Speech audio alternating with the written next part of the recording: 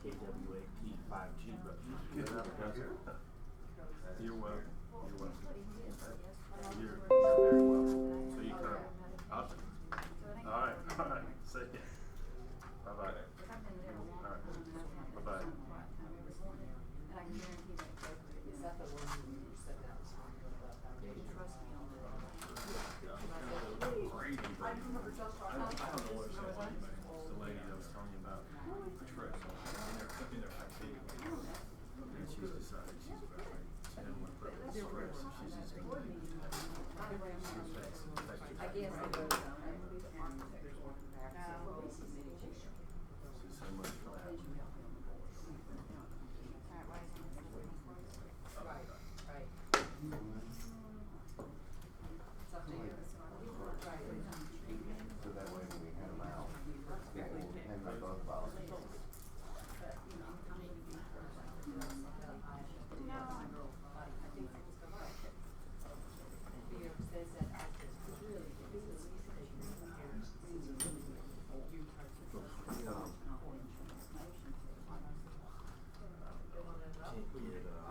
Yeah, you do. I guess you do, because you see the leases, right? So,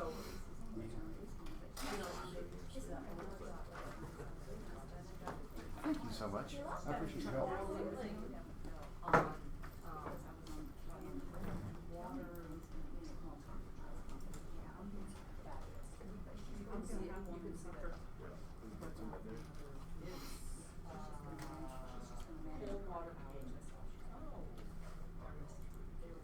Well, good morning, everyone.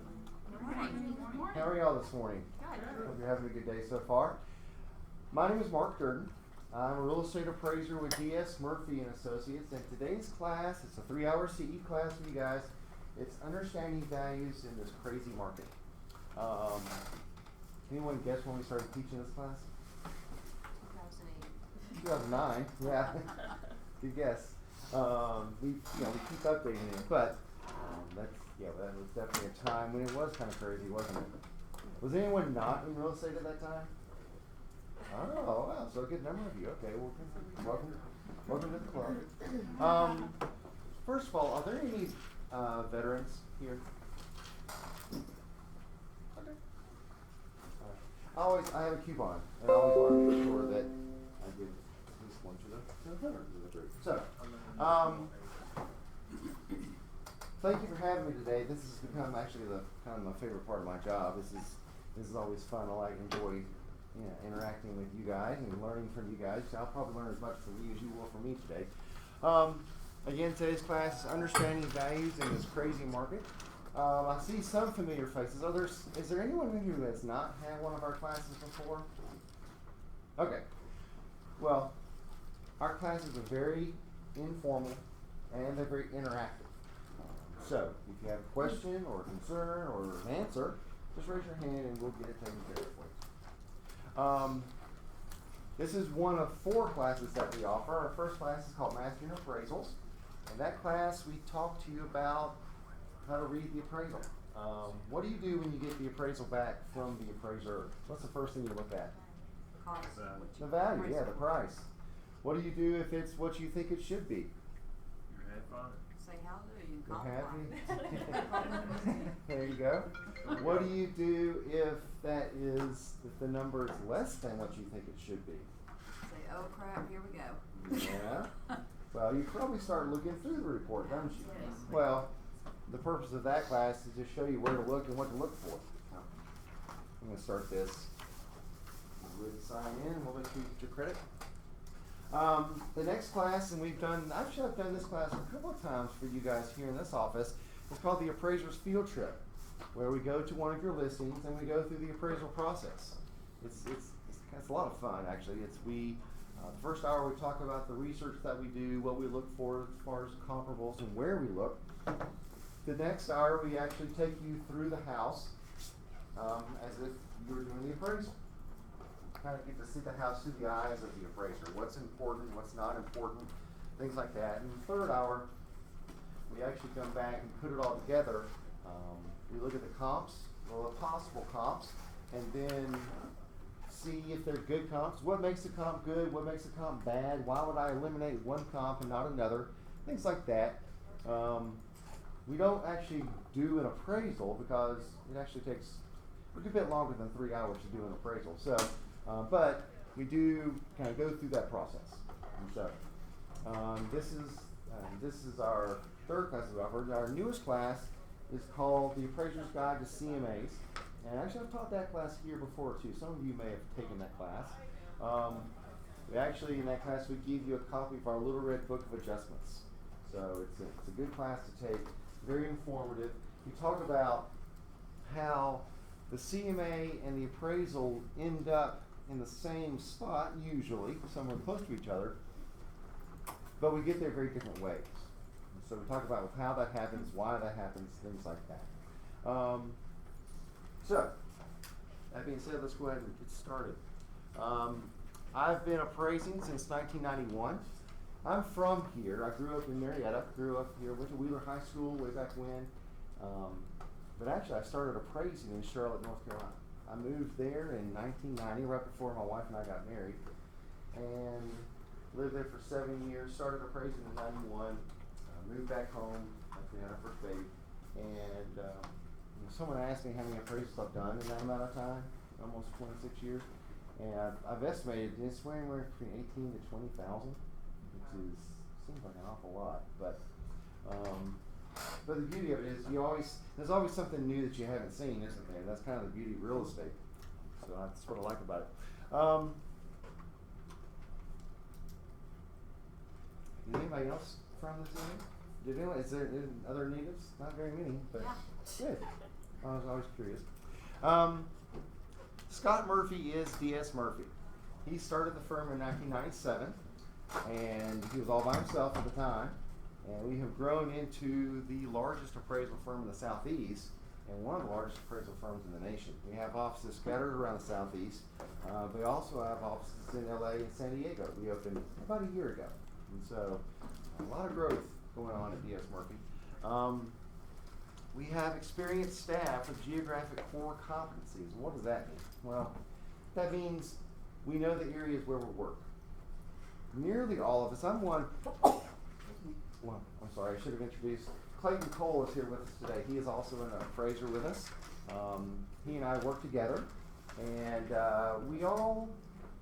he and I are two of about 40 appraisers here in the Atlanta area. Nearly all of us work out of our homes. And that means, like I said, I live in Marietta, so I tend to stay in Cobb County. I come over here to Dunwoody. I go into North Fulton. Clayton lives in Sandy Springs, so he's becoming an expert appraiser in that area. Starting to kind of expand his knowledge base. And so we all are like that. So if you need an appraisal in Gwinnett County, well, I can find another appraiser in our firm who could do that for you, but I wouldn't be the one to do it. And that's one of the issues that keeps coming up repeatedly. You probably, if you haven't yet, you probably will have an appraiser who comes a long way to do an appraisal on one of your listings. Well, how does that happen, and why would that happen? Depends on the bank, doesn't it? It does. It certainly does. The lender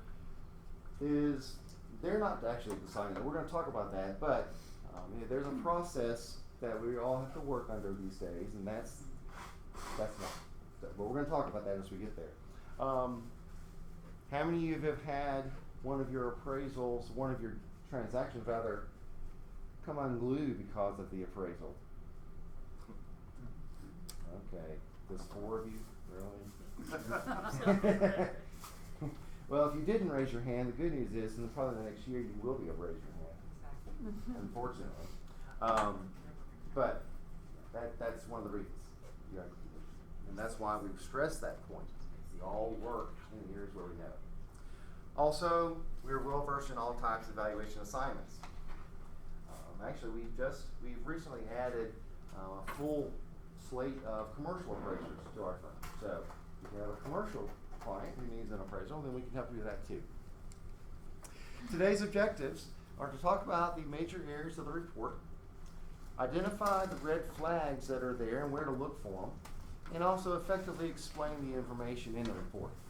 You know, we said that really the one thing that you're concerned about in the appraisal is that number, right? Well, there are literally hundreds of pieces of information that we have to put together to get to that one number. So and that's one of the reasons why it takes more than 3 hours to do it. In this case, we're not just your appraiser, but we want to be your valuation consultant. And what that means is, well, let me ask you this. How many of you have had, I know some of you, I think I've done some appraisals for you guys, what we call a consultation appraisal, or some people call it a pre-listing appraisal? Yeah, good. That has actually become the bulk of the work that we do. Can you sit here? Of course, actually. Thank you. Welcome. In 2004, 2005, kind of before everything started falling apart, we kind of saw what was coming, and we made a move to move away from the mortgage-based appraisals and started marketing ourselves to agents, homeowners, attorneys, different folks. And so the vast majority of the appraisals that we do are for you guys, agents and homeowners. And that's one thing that's proven to be very beneficial. That's one of the best ways to combat having an appraiser who doesn't know your market blow up your deal. One of the best advantages, one of the big benefits rather, of having that consultation appraisal done is having the seller have the right expectation. Because how many times when you go into your listing appointment, the seller might say, well, I think my value's here. And after you've done your homework and you know the market probably a whole lot better than the homeowner does, you say, no, I really think you're probably going to sell here, somewhere less than what you were expecting. Well, that's just it. It's their expectation. If they're expecting to sell it high and it doesn't, what usually happens? Well, they're upset with you. Yeah, they're upset with you. Yeah. Right. Even So- though you told them from the beginning, no, I think you're here, not up here. Right, so Right. that should be the bad guy, that's the. Exactly. I'm the objective third party. I don't really care what that house sells for. What I do care about is that it sell in a normal amount of time. And if you have it priced too high, chances are it's going to sit, and then it'll eventually sell, but it'll sell for less than what it would have if you had it priced right from the very beginning. And that's one of the things that the consultation appraisal does. It sets that expectation so that the homeowner knows going into it what's the likely scenario going to happen. And so that's one of the biggest advantages of having that done. Again, I can be the bad guy. And quite often, I do have to tell the homeowner, no, I don't think you're up here. I'm pretty sure you're right here. And 9 times out of 10, honestly, I usually reinforce what you've already told them. And so, it's interesting because most of the time, a homeowner, when they're talking to you about it, it doesn't quite gel, but when they see it on paper, you know, the condition of their house, the way it sits now, and the market conditions that we're looking at right now, here's the reality of it. A lot of times when they see it on paper, that's when it sinks in. And they realize, okay, this is what I need to do. There'll always be that homeowner out there who says, well, no, Mark's not that good of an appraiser because I know that I'm going to be able to sell my house or a whole lot more because I have better blinds or better landscaping or better paint. Exactly. Yeah, that's usually the case. But again, this is, that's one of the best ways to help the homeowner, but also where the value of this appraisal is in the back end. If you do the appraisal for you, you list it, you get a contract, the lender's going to send out their appraiser. They can't use ours, unfortunately, but they're going to send out their appraiser. And if they don't know that market, there's a good chance they're going to mess it up. And so, you can use my appraisal as a marketing tool, but you can also use it to help that appraiser. Give him a copy of that appraisal, of my appraisal. But if he still messes it up and comes in too low, well, that's when I step back into the process. I'll review that appraisal. I'll write the rebuttal letter for you to the lender and explain, here are all the things that we found wrong with the appraisal. Here are the comps that they used. here's some of the adjustments that they didn't make, and this is a red flag. A lot of times that appraiser will call two houses the same condition and quality when they're not. Yours might be renovated, it might be wonderful, he'll use a comp that it could have been sold as is, or a fixer-upper, and he calls them the same. Well, the load on that is, it looks good to the underwriter. Because if they don't make very many adjustments, then the underwriter thinks, well, this must be a good comparable, it must be a good appraisal. Well, a lot of times that's not the case. So, but that's, again, if you need that, I'm here to do that for you. Now, the good news is, about 95, 98% of the time, when I do this appraisal for you, there's not an issue with the lender's appraisal. Because you're going to give him a copy of mine, and he's going to use it. So, but we'll talk a little bit more about why you would need to do that. Can I just ask a question? What's your turnaround time for that, and how much do you charge? Well, our typical fee, 99% of the time, the fee is $425. Okay. Now, also, I want to say something to that. I really don't want you guys to pay for that. I want, and you probably want, the homeowner to pay for it, at least up front. You really want them to have some skin in the game and give them a reason to keep you around, because a lot of agents will tell the homeowner, I'll pay for half of it at the closing, or I'll pay for all of it at the closing. That way, like I said, you want them to keep you around, and that's usually what happens. Is the homeowner will pay for it up front. Our turnaround, it depends on where it is and what it is, but typically you probably need to allow about a week. Now, as we get busier, that's going to get longer, but right now we're looking at about a week.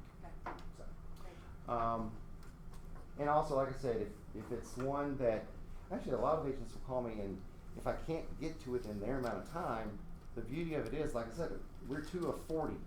And so, if there's another appraiser who can get to it faster, then we're going to let you know that. So, that's all I'm going to say about it. All right. What is an appraisal? Other than an unbiased estimate of market value based on the analysis of the subject property, blah, blah, blah. What's a one-word definition of an appraisal?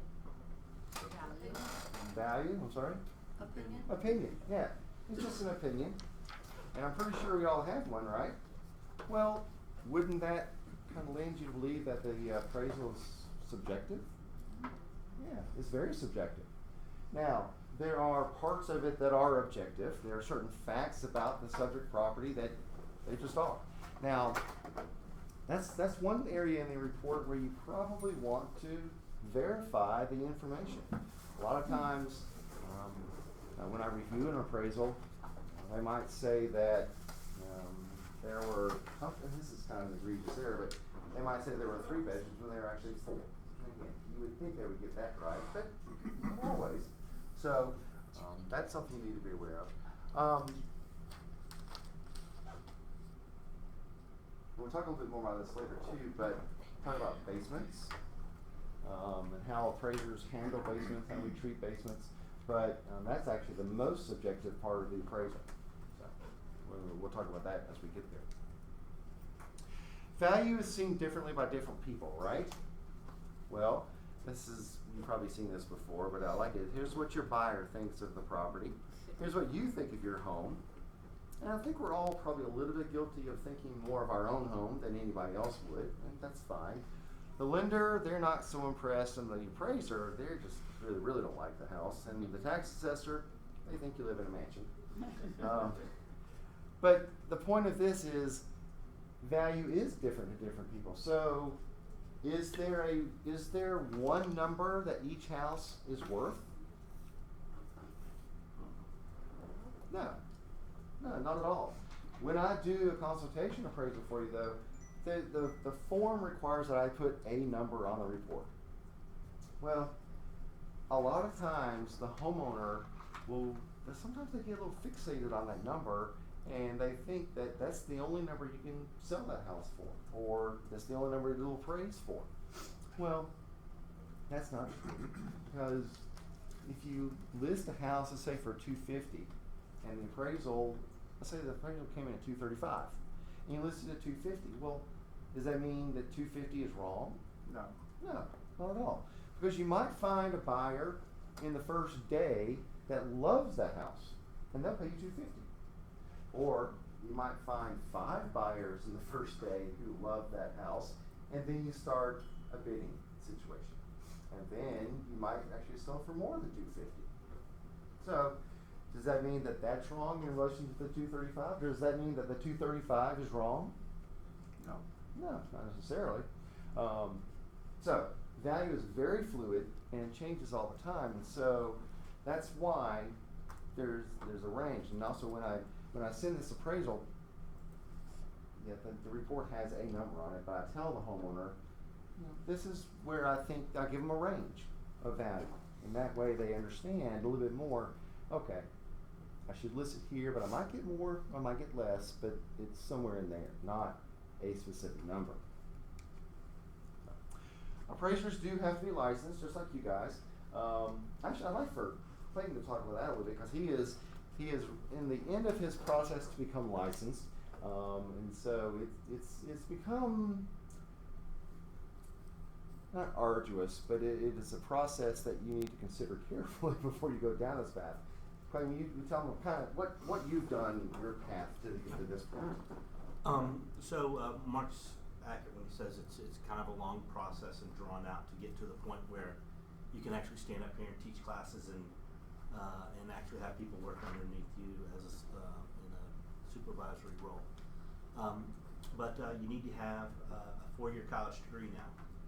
You used to be able to have a 2-year associate's degree, but after 2008-9, when the market kind of blew up, they changed the rules, and now you have to have a 4-year degree.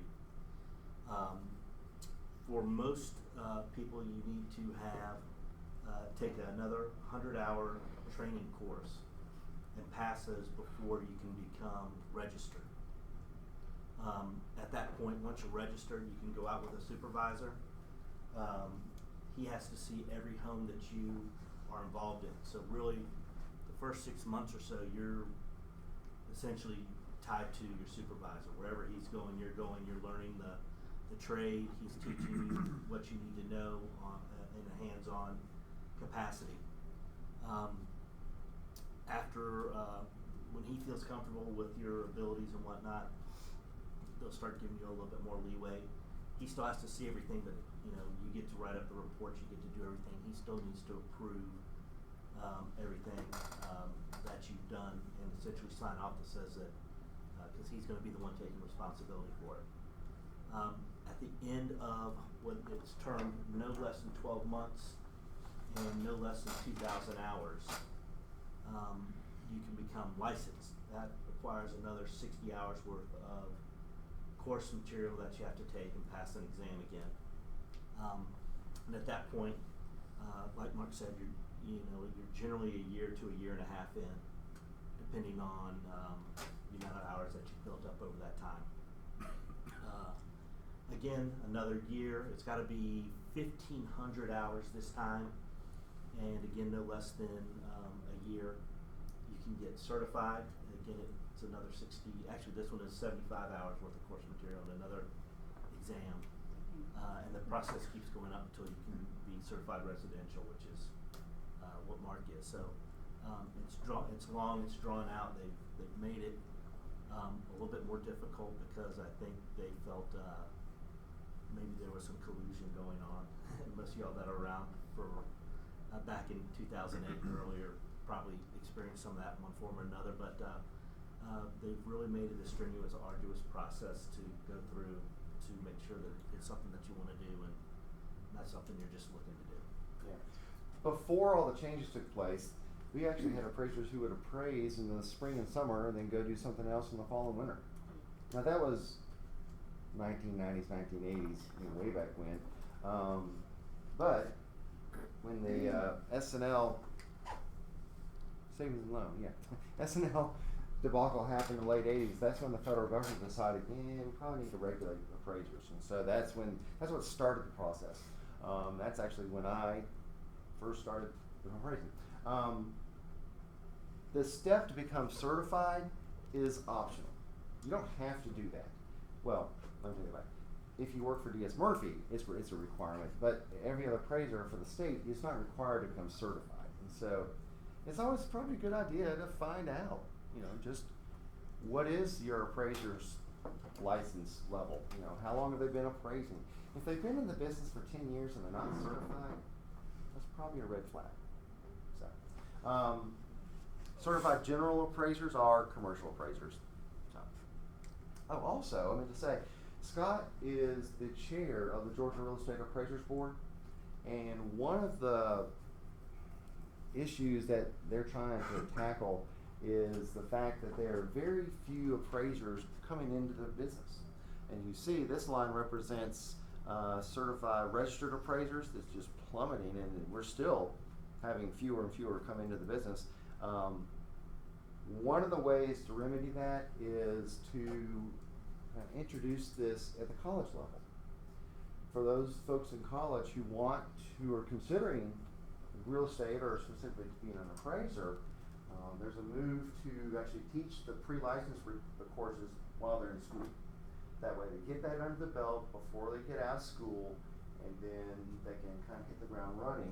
Actually, even if they start early enough, they can start in their 2,000 hours while they're still in school. So we're working at Georgia State, Kennesaw State, and University of Georgia to try to do that. They're not, most of the new appraisers, well, there are very few college graduates who want to then take another year and a half to 2 years of learning and apprenticeship type work before they can really make any amount of money. And so that's one of the issues. So, 2009 was the year of change. If you were in real estate at the time, you were probably well aware of this. Fanny May decided to change their adjustment parameters. For every appraisal, you have to have at least, 3 closed sales? Well, Fannie Mae said now 2 of those 3 have to be within the last 90 days. Okay? Well, but think about it. What was not happening very much in 2009? Not very many sales. So, that meant that the appraiser had to find 2 within 90 days. And 90 days is kind of the cutoff for what is considered recent. Okay? Well, all of a sudden appraisers had to start expanding their search parameters geographically to find 2 sales within 90 days. Well, unfortunately, a lot of appraisers, when they have to start expanding their search parameters, that's when they get into trouble. And that's when they start using sales that aren't very comparable. And that's one of the reasons why you end up in a mess. But that's the rules we have to live with. Also, we have to have 2 active or pending sales. That's a brand new requirement. So now we have to have not 3 but 5 comparables, which is fine.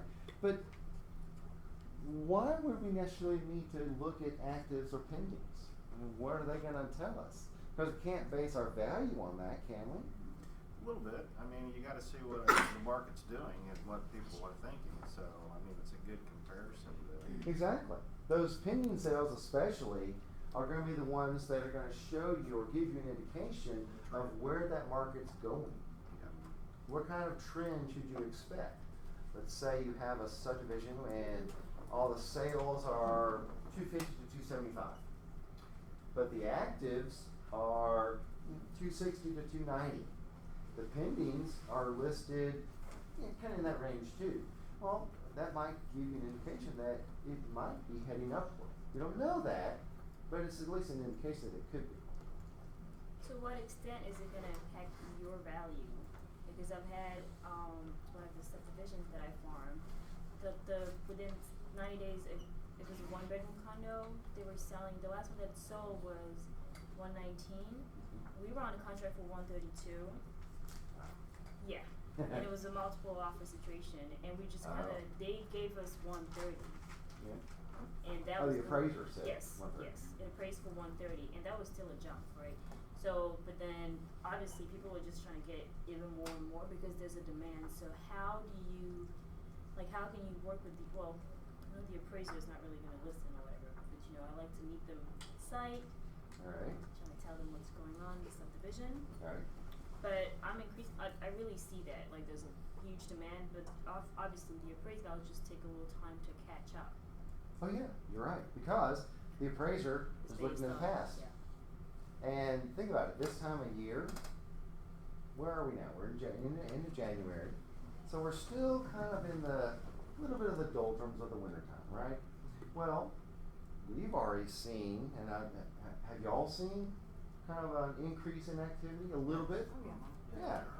Well, think about it. What's happened the last, 4 or 5 springs? What has happened in, East Cobb, Dunwoody, North Fulton area?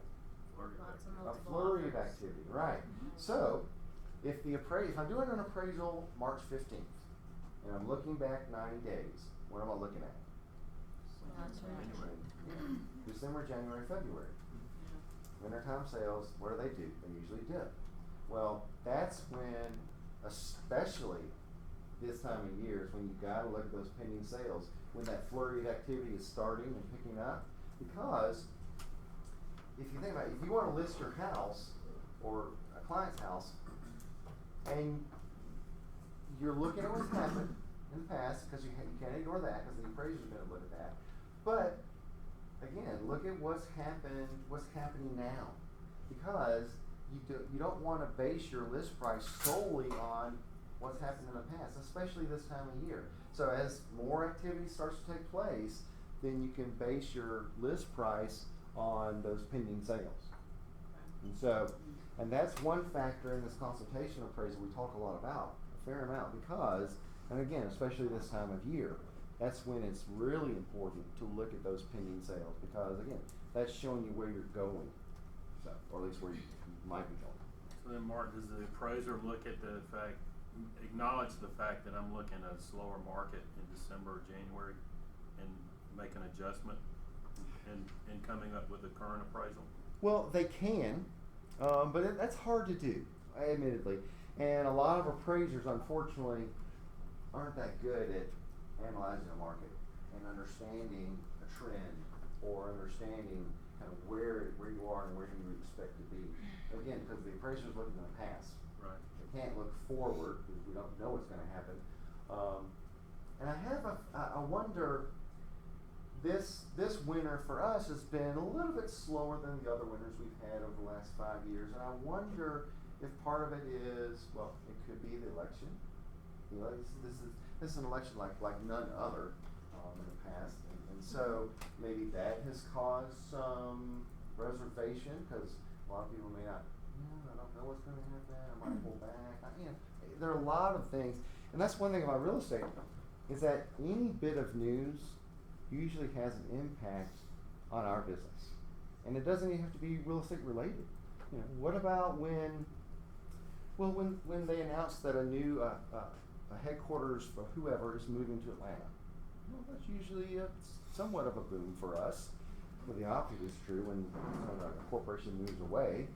That's usually kind of a hit for us. And so, there's a lot of news that affects real estate. While it may not be direct, it could be indirect. But the appraiser is obligated not to keep up news, but obligated to reflect what the market is doing and show that in their report. One thing that a lot of people don't realize is that appraisers don't set value. I estimate value, but I don't set value. I don't determine value. I estimate it. My job as an appraiser is to interpret what the market's telling us. Well, first of all, who's the market? Buyers and sellers. Right. Well, what do buyers and sellers do? They come to an agreement. That's called a Purchase price. contract. Thank you. I'm not going to be the one talking to you, I promise. There's nothing more boring than to listen to me talk about real estate for 3 hours. No, they come to it, they have a contract. Well, that's how the market communicates with us. So when I have a contract, and it's normal, there's nothing distressed about it, it's typical, I'm going to look for comparables to support what the market's telling me. That's my job, is to interpret what they're telling me. Does that mean it always works, that the value is always there? No. No, it doesn't. What about in that highest and best situation, or a bidding situation, where you go from 250 to 265? I would encourage your buyer to inform them, say you might want to be prepared to bring extra money to the table, because it may not appraise.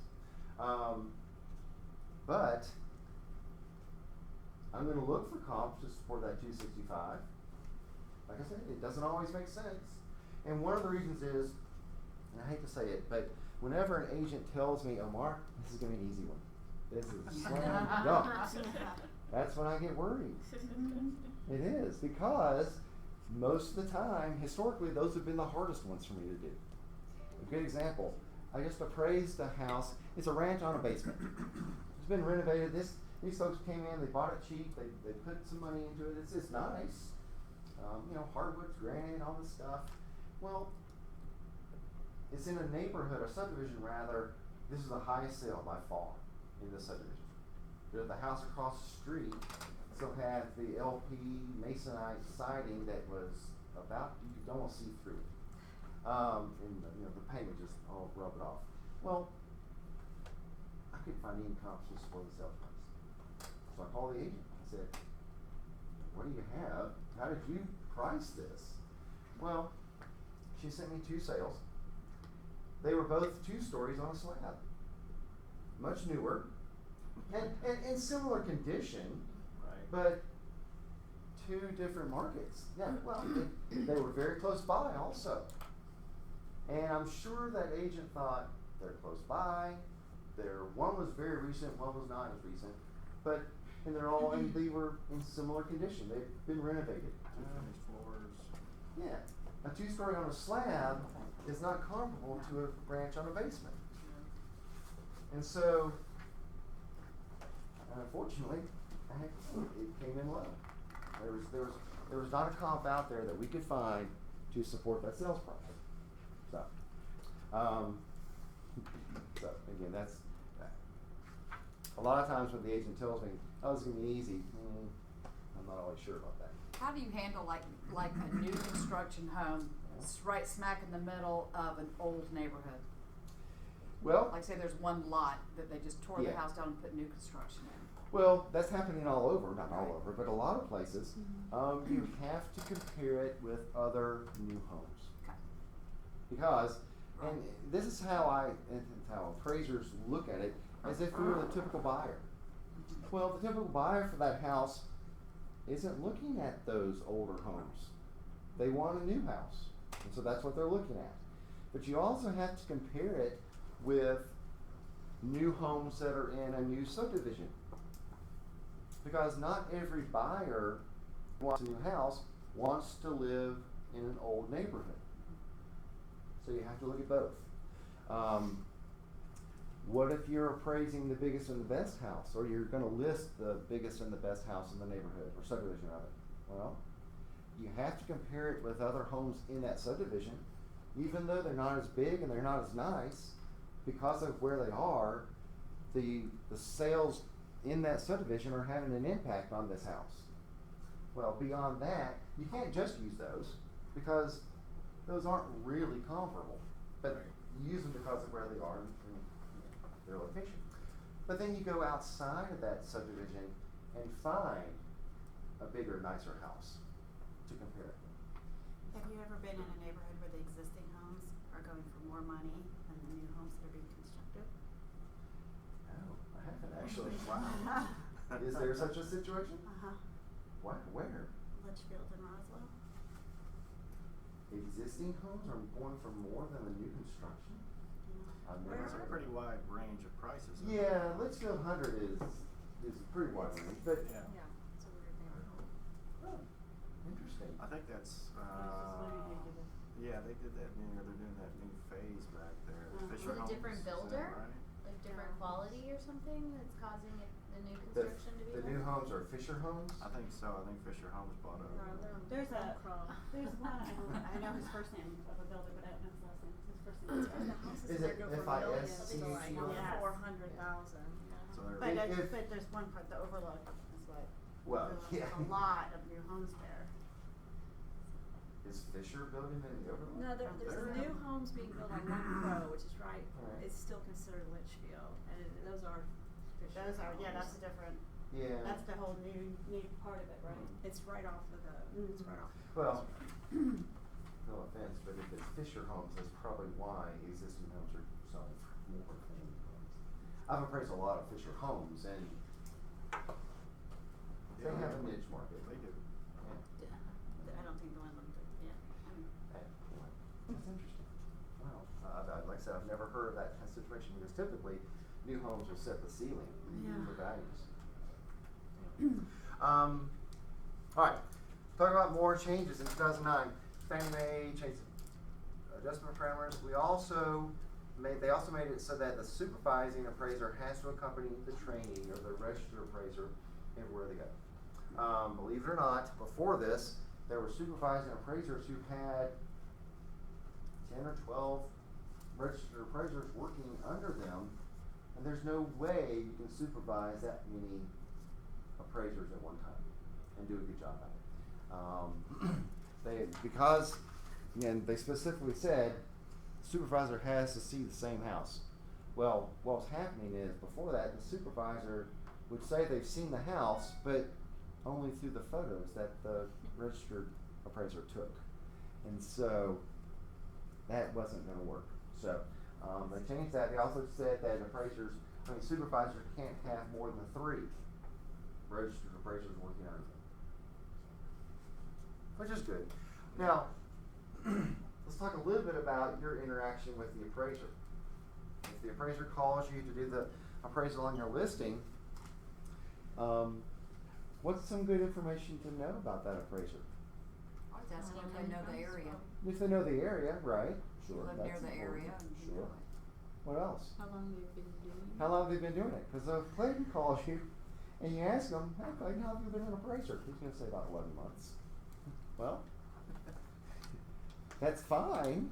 You know, Clayton does a good job, but that tells you you need to make sure that I'm going to be there with Clayton, or that I've made arrangements to see that house. I may not be there at the same time, but I have to see that house. So, yeah, that's an important piece of information to know when you're talking to the appraiser. So. Also, FHA requires that only certified appraisers do FHA appraisals. Well, at the time, this was a couple of years ago, only 65 to 70% of FHA appraisers were certified. Now, the appraiser can choose to not do FHA appraisals. Well, that's fine, but if you are going to do that, you have to be certified. So. But like I said, you don't have to worry about it. Everyone at DS Murphy, if they're not certified, they will be certified. Clayton's on that path. So. How many times when you go to your listing do you have to talk to the homeowner about Zillow? Oh, geez. Yeah. Zillow is really good though at marketing, because everybody's heard of Zillow, right? Oh yeah, this estimate is infamous. That's right. That's right. But even by their own admission, Zillow is not very good, especially in Georgia. Look, we only got 2 stars. Well, 2 stars means that it's fair. It's a fair's estimate. 1 star, all they do is tell you what the tax assessor says. So, Where'd that come from? it came from Zillow. They published this. They published that? They published this. You know, the Zillow president sold his house for something like 700,000. Yeah. Less than the Zillow estimate. Yeah. It would. Is that on Zillow's actual, is that on their site? Mhm. Okay. Yeah. You can go into Zillow.com and find this. You may have to look Yeah, for it. I like that. Yeah. So this would be good information to share with your homeowner. And when they start talking about how great Zillow is, well, the median error in Georgia was 9.2%. So where do we find that? Well, actually, I didn't find this. Scott Take a picture of that. Yeah. I'll be glad. If you want, I can send you this. Yeah, As a okay. PDF. Yes, please. Okay. That'd be great. I'm going to give you one of my cards. So all I ask is if you send me an email, just say, I want the Zillow slide. I'll be glad. I'll reply back to you with this. So, I always told buyers, do your own house. yeah. Just estimate your Yeah. house. Well, Because I'm it's sure interesting you're that- not gonna agree. How many sellers are going to accept an error on your part of 9%? or median error. That's the middle. So if the middle is 9, who's going to accept an error on your part of 9 or 10%? Will any of your homeowners accept that? No. They're going to fire you. Yeah. And they're going to tell all of your friends. "Yeah, they're not very good." So, but apparently, like I said, Zillow is really good at marketing. So. All right, some key terms to know the definition of. Appraise. Well, appraise is just a set of value or to estimate the worth of, in this case, your home, but you can appraise anything. You can appraise furniture, you can appraise jewelry, you can appraise airplanes, anything. Value is just that numerical quantity measured or computed, and price is the amount that someone asked for whatever it is, in this case, your home. That's pretty basic and standard. Sales price is different than price. The sales price is what you agree upon, the buyer and seller agree upon. The estimated fair market value is an estimate of the market value of a property based on the knowledgeable, willing, typical motivated buyer and seller. Is sales price the same thing as fair market value? No. No, very rarely is it the same. But if that's the case, why is it so many times the appraisal comes in exactly what the sales price is? Well, because the appraiser his job is to try to find that value.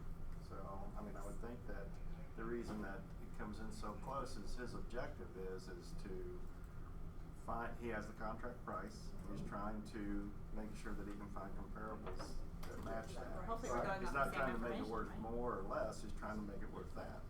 Yeah, well, that's fair. And what did you say? So we're going over the comparables. Hopefully our experience and your experience and our knowledge would be close. Yeah, and usually it's they're close together, but quite often, more often than not, the sales price is not the same as fair market value. Sometimes it's a little bit above, sometimes it's below. What are some instances where the sales price would be less than the fair market value? If it's a distressed sale, so if somebody's like, I wanna get out of here quick, I'll sell it wholesale. Yeah, estates, Yep. especially if the heirs are out of state, you don't want to have it hang on. They want to be done. So just sell it. Yep. I want to be done. Divorce. Sometimes that's going to come in less than. Relocations. Sometimes those. That's a different bird. But you know, if the seller is going to get a compensation package from the relocation company, they're not motivated to hold on and get as much as they can for it. Sometimes it's just a bad job. Oh yeah. Price it right. Sometimes the agent sells it low. They misinterpreted the market. Sometimes that happens. Sometimes the appraiser will appraise it too low. On the consultation appraisal. Sometimes the appraiser will appraise it too high. And that's an interesting scenario because I've heard of instances where an appraiser does this, and let's say it appraises for $300,000, whatever it is. And the agent and the homeowner get it, the homeowner's excited because oh great, I can sell it for $300,000. And the agent calls the appraiser and says, there's no way this is gonna sell for $300,000 because this and this. Well, the beauty of this and the way we approach it is we're a team.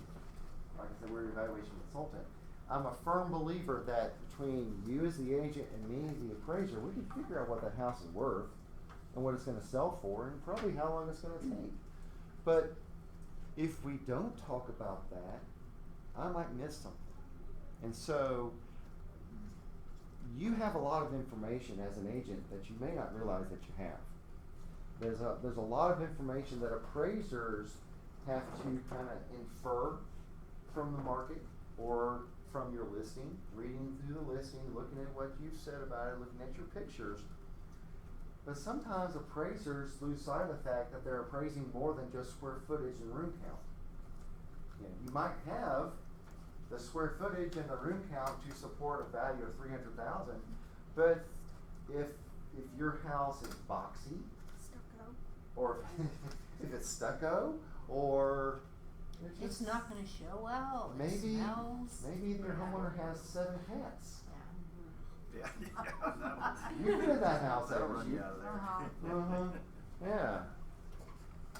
That doesn't have anything to do with square footage or room count, but it has a lot to do with marketability, right? But there's not a line on the appraisal that says it stinks to high heaven in this house. Well, They should have noticed when they were there though, right, and realized that those of things course. affect value? You would Yeah, it's just the think they would seller that notice doesn't that. realize it. They don't smell it, just you do when you walk in. I guess, yeah. But that's something that affects the marketability of that house. But like I said, there's not a line on the appraisal to say it smells really bad, so here's that adjustment. What's the adjustment for a smelly house? New carpet, new. New paint, maybe new Paint. subfloor, Uh-huh. yeah. Right. And so, yeah. So, and that's kind of an extreme example, but again, our communication is vital. Yeah. So that, before I send it to the homeowner, I'm going to talk to you about it. I'm going to say, here are the comps I used, here are the adjustments that I've made, here's what I think. What's your input on this? And you might say, Mark, I like the number, but I don't think it's going to sell for that because this comp, yeah, it's sold higher, but it's not very profitable. Or it was a lot nicer than this house. The pictures look very similar, and the description is very similar, but they're not. Things like that. Yeah, that's So, a good point. and so that's why, again, if I appraise it too high and I give the seller the wrong expectation, well, I've not only shot myself in the foot, I've shot you in the foot. Yeah. Because it may not sell for that. And when it doesn't, they're going to get mad at you. They're going to get mad at me. Which means that that's the last time I'm ever going to hear from you. Well, my goal is not to do one appraisal for you. My goal is to do every appraisal for you. So if we don't work together, the likelihood of that becoming reality is very small. Yeah, that makes sense. Well, like I said, y'all have a lot of information you may not realize you have. True. Because your advantage over appraisers is that you work with the buyers and sellers all the time. You get to hear what they say about a house, how they react to a certain house. Why did they pick this house over that house? On paper, to the appraiser, they look very similar. Yeah. So why would they take? Why did they pick one over the other? There's a reason. Every house has a reason why it sells. There's something about each house that makes it sell. When my wife and I bought our first house, it was the fireplace. My wife loved the fireplace. So, There you go. yeah. But sometimes it's the master suite. Sometimes it's the kitchen. Sometimes it's the curb appeal. Sometimes it's just the way it sits on the lot. It's beautiful. Or it could be the fact that it has a finished basement, and it's a really nice finished basement. The appraiser's job, and your job too, is to figure out what is that factor or that feature that's going to make that house sell. Because that's what you're going to really market.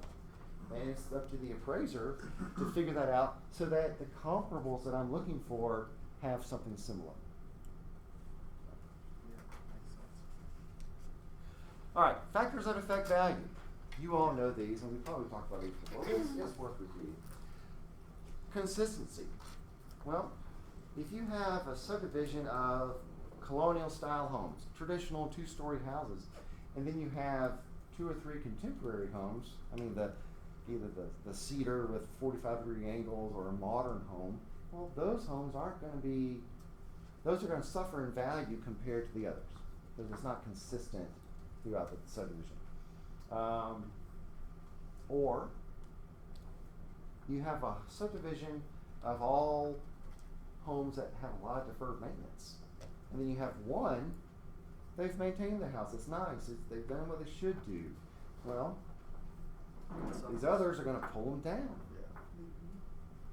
Condition and appeal. Well, the condition goes back to what's been done to it, the maintenance. That's a big thing. If you maintain your home, you're already ahead of most people.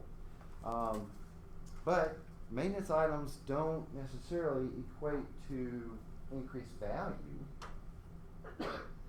Taking care of your deferred maintenance, taking care of your deferred maintenance only gets you back up to even with everybody else, right? Yeah. So the benefit of maintaining your home is much less than the detriment you feel from not maintaining your home. You never want to give a buyer a list of things they're going to have to do, because that list becomes, okay, this is what we know. What else do we not know about this house that we're going to have to fix or take care of? Appeal, that goes hand in hand with the condition. A lot of times, the nicer the house, the more well maintained it is, the more appeal there is.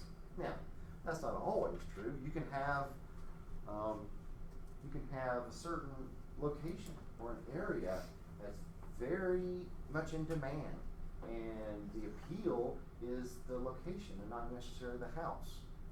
You know, there's a road, I can't remember the name of this street in Midtown that's in a floodplain. People would love to buy a house on that street. So, quality. Well, how nice are the materials that you use? You know, did you buy the $30,000 stainless steel appliance package, or did you buy the builder grade $5,000 appliance package? The difference is the quality. Whenever I do an appraisal and I talk to the homeowner, I always ask them what they've done to the house. And they usually have done some things, and they're usually very fast to say, and I have my receipts I can show you if you'd like. Well, I don't like. I don't want to see your receipts. It doesn't matter really the dollar amount that you spent. What matters is the quality that you put into the house. And so, in one way, yes, what you spend does have an impact, but in terms of the quality that you put in there, that's the big difference. More desirability. I had a buyer that put weird stuff in his basement, and he thought it was the cat's meow, and it was worthless to most buyers. But he made him put big signs because he was really proud of it, but the appraiser didn't think it was, obviously. Well, that's always true, isn't it? No matter what you do to your house, not everybody's going to like it. Now, there are some things that you can appeal to a broad audience, Sure. but there's always going to be somebody who doesn't like what you've done. I did an appraisal on a house, they put in new granite, they put in this pink. Yeah. They loved it. They were so proud of it. Yeah. What about things like a new HVAC system, things like that? Yeah. Do you weigh those things? I do. I want to know about that, but that's a maintenance item. So when I'm looking at my comparables, and especially depending on the age of the house, if the house is 12 years old, I'm probably looking to see what has been replaced, because mechanical systems, roofs, windows, they tend to last. Their life expectancy is anywhere from, I've heard of water heaters not lasting 8 years, but typically 12 to 20 years. That's usually in that range where you're going to have to start replacing systems. And so, if I'm appraising a house that's 12 or 13 years old, I'm looking for what's been done to it as far as those maintenance items. I think that you make a good point there, but when I met with appraisers in the past, I've got a new HVAC in the unit home I'm representing. But I have to go, because you're not going to be able to do this either, is to prove that comp had one. That's the key. Okay, and you aren't going to go through the work and effort to do that, unless it just jumps out at you. Okay, probably. Okay. Well, I need to make sure, I'm guessing, from my standpoint, to help you do your job is say, hey, here is the seller's disclosure if I can still get my hands on it, and show that it was a 15-year-old HVAC unit that was in that comp that we're talking about here. Right. So, I should get a little bit, oh yeah, there's but value I mean, there. it's very difficult. That's something that most appraisers say, well, it's maintenance. That's how they whack it off the yeah. reality speaking is you take some of these houses with 3 systems on 3 levels. I mean, you're talking, $15,000-$20,000 easy. Easy. Sure. Okay. Yeah. And that in a house house, you know, that's selling for $350 to $700 or $800, you know, $1 million up, but I get it when it's $1 million house, okay, whatever, it's one thing, but you know, it's very difficult sometimes to communicate that with the. It is, admittedly. And I don't know how we should do. Well, What's our best way to do that? I think you said it right. Meet the appraiser there and talk to them about, okay, here's some of the comps that we used. This house sold for this, but it didn't have a new HVAC. It doesn't have new windows like ours does.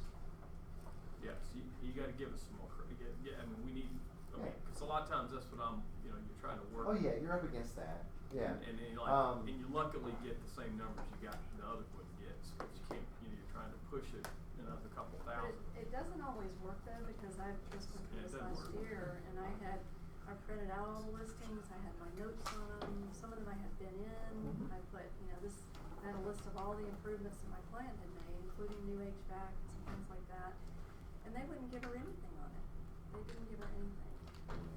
See, Yeah. I think that's wrong, because if your comparable doesn't have a new HVAC system and you do, there's a marketable difference in those homes. And again, typical buyer, they might not, the house that needs an HVAC, they know they're gonna have to come out of pocket. Right. So they're gonna pay less for it. But I think that what you're saying is, what you write on it, it doesn't matter. He's not gonna take anything, all that information. You have to go and dig the actual sales disclosure, if you can find it, get your hands on it. Okay, how Show can you him do that. How can you do that though? Well, sometimes it'll be in the If it's still documents in your listing. Yeah, sometimes, that's why you should always put all your documents up in your listing, so whenever somebody needs something, they can go get it. If you hold it, that's another reason why you should always put all that stuff up there, because all of a sudden if you're trying to grab and get $5,000 or something, that's the only way to do it. Oh, yeah. You're not gonna take what my word is. I mean, you are, but you're not.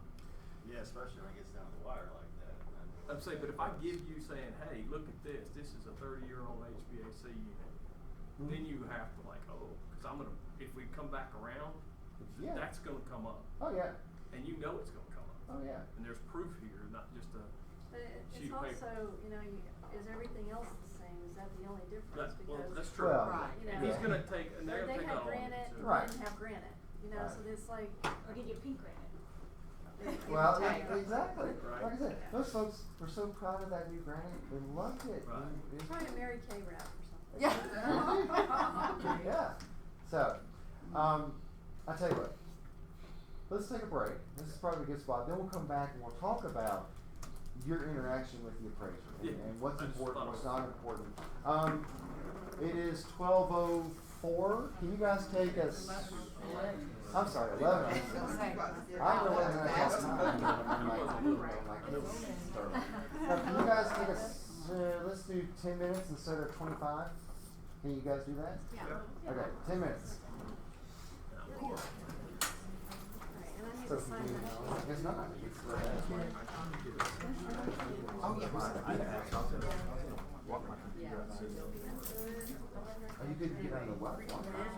Yeah, I can bring them on my phone and my iPad. I mean, when you go and you Bad. To search the file. all your documents up I was gonna walk out here and see if I could. Hey. Maybe Talk you're about not. putting I don't know why I said new yeah, HVAC. No. But if it doesn't, About it, you go and you Yeah, just like roll I'm done, we did the inspection. have it as a surprise, it's not this much. out here. See over here, it's some document. I've loaded. Yeah, like I made it, this is my first one. All these How- documents. how- So I have to, and this is a comment, I have all of this code, what's in there. That's remember you said And it's all, and I every time don't it's fresh, you would have And to. also, So they would just have no words. I do this because Yeah. one of the things that I've done is I did. I'm sometimes I have two. Exactly, yeah. I was working on, But you wanted to look at Bill, and something. then I was thinking, okay, I'm gonna go over here and Yeah. do this. And what happened is, my two other guys come here and say, her HVAC. And so, she's Go out got there, a lender close it out. here that I know. Okay, and for the comp, I'm trying to. Yeah. get them up to 30. So I'll just do Yeah, I one. get it. But then you just win for the one. Yeah, So- I mean, not necessarily, but I mean, if you're, it happens. Well, I had to When do it. you're shut down. So maybe that's why. Yeah. Because if you don't leave the local out, So now she has. it's still running in the background. He gave her the pre-approval letter, based on the fact that she already Not quite the same. There's a chance of that. If you come back from and guess what?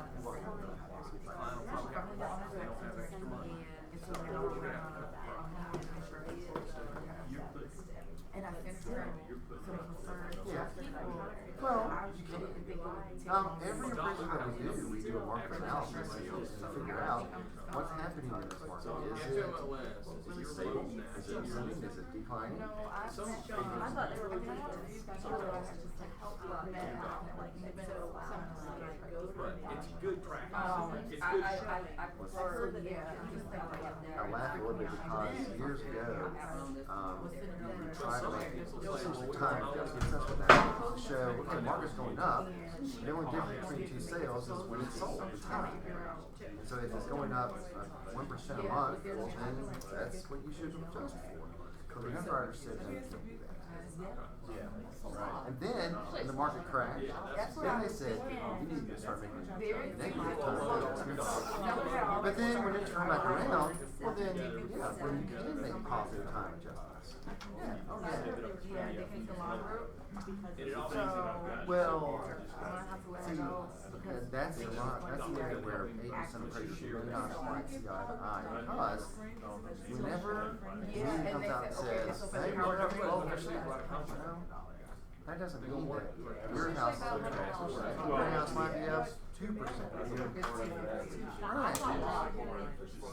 And I'm like, she's in the, we've only done like 100. And I'm like, she's in the market, like in the, she's in the military, so like, no offer. They were trying to do that. So, I'm trying to figure it all out and just make sure that. Yeah, well, I mean, like, I haven't heard of that. She's paid for the inspection. But The lender's gonna make things her like that, you know, I'm looking for things, and especially if you have multiple offers, you enter a contract in a day. My first thought is, maybe you had it underpriced, maybe. But if it's not you like just, upfront, where it is, but I it's such a high demand, and it's such, it's, you know, if it's a nice house, I'm just hoping that. it's gonna sell quickly. I should've came up with this class. If you price it right, if you price it too high, it's too long. But if you price it right, Let me tell you, I'm to the wire, I'm like, please don't have something, Lord Jesus. You go in here. because they love the house, they can't live without it. A new high sale, which only helps everyone, right? Those are good things. So, they're challenging. Well, I can't wait to hear the basement part. That's gonna be Alright, that's always a lively conversation. Yeah. Can be. Oh, we're talking about Yeah. Oh, that'll come up. Yeah, he didn't attach the PDF, that's why I'm like, you send something in, and documents are always attached to the PDF. This was it. By, like, I can know by tomorrow when it's scheduled for, hopefully early next week, and. How's it going? Good. George Jackson. Hi, George. Yeah, pleasure to Come meet on you. I've through. been over here. Yeah. It's been quite a January. All for me. day, really. Yeah. But yeah, Sorry. I'm a little late. Nice to meet you. Thank you. You have I didn't mean to be hard. Just let me know if you have any Mark, other I was asking, help. the reason why I asked that question, there is, showings or then all of a something. sudden I thought about it for a minute, as long as we have a better link. Well, and Because you as the listing agent have an obligation when you try, you try. to help the process along. And you know which of your listings are gonna be hard ones, that are gonna be easy. Most of the time you're trying to push. Yeah. Everybody's trying to push the value, and I do feel like it's kind of starting to plateau a bit. Yeah, I think so. I think the market's been relatively soft. That's the one I did. The first one you sent. Did you sell it down? If you're under contract, Depreciation at the very really. That's not right. Oh, I was gonna help the value. So I'm actually just negotiating right now. How so? Well, I got an appraisal. That was He didn't share it with you. Oh, good. Yeah, it's just trying to get, again, increasing the issue. Yeah. So it realistic. Right, I'm so Right. glad. Is that but if you put everything up on, if you load it up, documents. Cause like I put it like, Yeah. And that's kind of what's going on with my property, that's why I am nervous about it. I mean, I'm nervous about the appraisal because their asking price was $139. I got that. $133. Yeah, you were here. I got a little red about Well, I mean, you can look on our website. I originally asked for $500. And we have a list of classes. okay, that so, you and don't you have set to it up, take- put the other ones in 130. I mean, 130. One was $135. The thing is, he just like pretty much remodeled everything. So in the other common area, they were in the 120s or so, but they're not remodeled. So Already? Yeah. it's like the unknown, so I'm just Fine. freaking out. Yeah. Yep.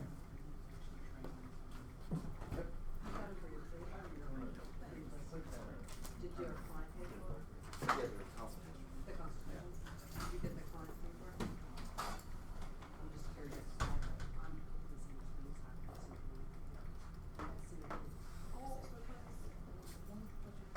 That's the one. Well, that's a tax cut.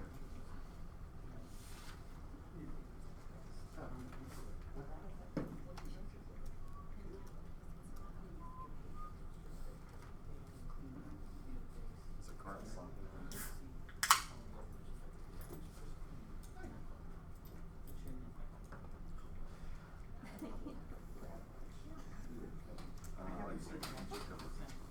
There's no sitting here.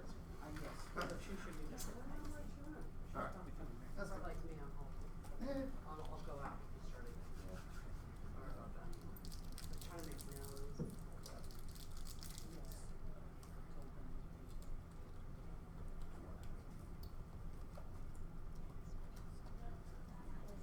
Oh, yeah.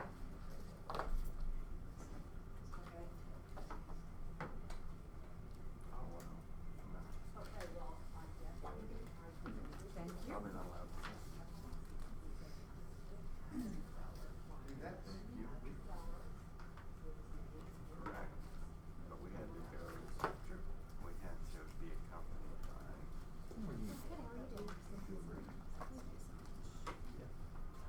Thanks. Sure.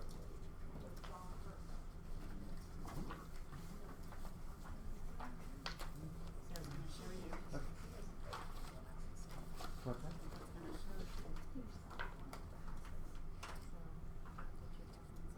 Mm-hmm.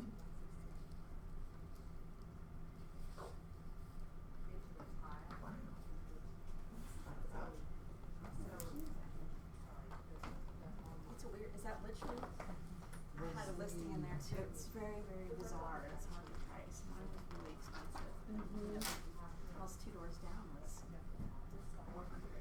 Is this one of the Yeah, many? it's Is a that temporary yucky one. like the neck down or something? Or does it have a view or something? Or? It's a really nice backyard. It's like the backyard is this one. And it's got like an outdoor fireplace. For the backyard. Wow. That's what I was asking. That's bizarre. Huh. That's interesting. Okay.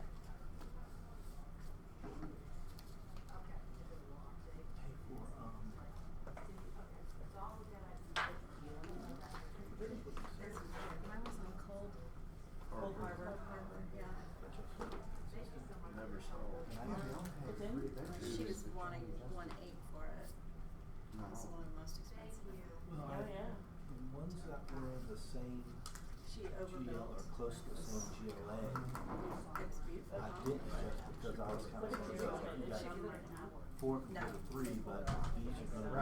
larger than I'm gonna wash those out. Right when you pull in. Where did you talk about that? 'Cause I Oh, didn't yeah, get- right across, yeah. I didn't get a I chance saw to the see sign. photos of that. I was like, what are they doing? Did they sell it?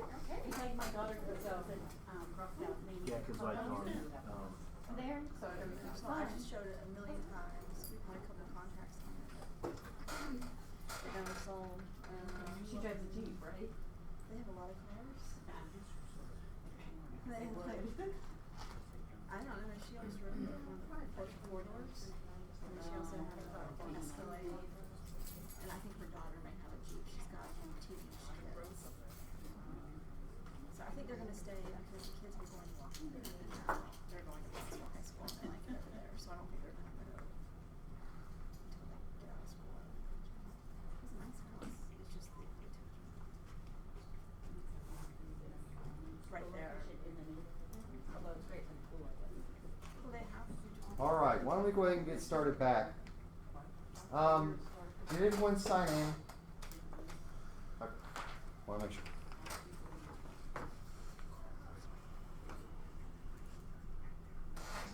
All right. We were talking. Well, I want to talk about this too, but also I want to talk about kind of how your interaction with the appraiser goes. But we were talking about the quality and condition. Construction and layout will also have an impact on the value of your home. A brick home will probably sell for more than a stucco home. The hardy plank or the concrete base siding certainly. Well, let me ask you this: Do you think a hardy plank house would have more appeal or sell for more than the stucco? I would think Yeah, I so. think so. What about hardcode stucco? Does it make a difference? Well, it does. The question was, what about hardcoat stucco? Does that have any impact? Well, in FMLS you can put what? Stucco hardcoat, stucco synthetic, or stucco unknown. Other, yeah. Well, what does stucco unknown mean? Synthetic. Means it's synthetic. Means it's They don't wanna synthetic. wear it. Yeah, they didn't want to use that word. So that's how I approach it. But if I'm comparing stucco hardcoat versus stucco synthetic, yeah, there's an adjustment for that. How much? Depending on the price range, it could be anywhere from $5,000 to $10,000. Yeah. Yeah. Bottom, at the end of the day, it's still stucco versus stucco, but the synthetic has a little bit more of a stigma attached to it. The layout, that's just your floor plan. Most buyers today want an open floor plan. And that's one of the areas where a lot of appraisers kind of get lost because they may not take that into consideration. But that can be a huge impact. If you have a nice big open floor plan versus a boxy one, well, that's much more appealing. Location. Yeah. But you can take a house and move it to another location. It's going to be worth something different. Even inside a subdivision, right? If you take it from the back of the subdivision and put it on the front corner, it's going to have a negative impact. But even in other markets, if you go a block away, they're a very different market depending on where you are.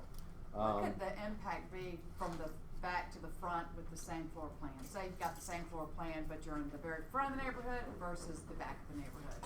What would approximately Well, be? part of that's going to depend on how busy the road is that your subdivision is off of, but Say a fairly busy road. I would say probably 10 to 15,000. Okay. Yeah, That's what I thought. What if it's not a busy road? maybe 5. So busy 10. Okay. Yeah. It's a very long drive to the back of the subdivision. It could be a mile or two. Yeah.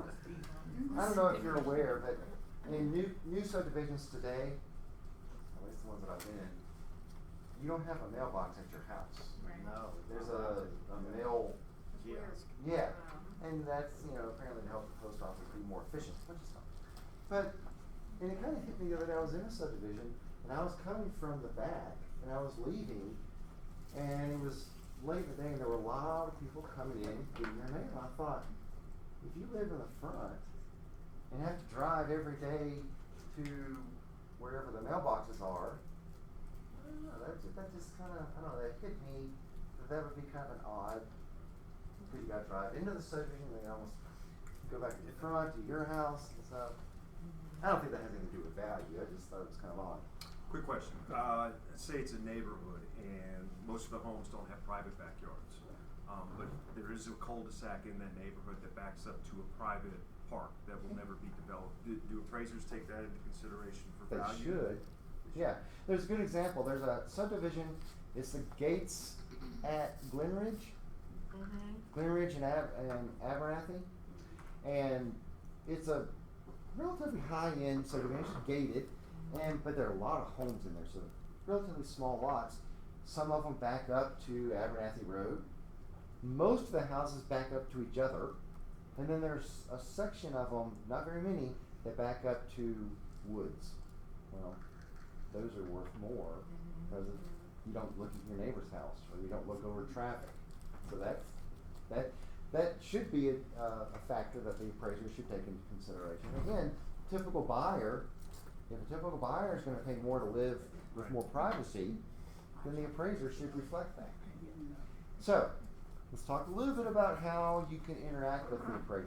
First of all, I preach this all the time, once you go binding, take your lockbox off your house.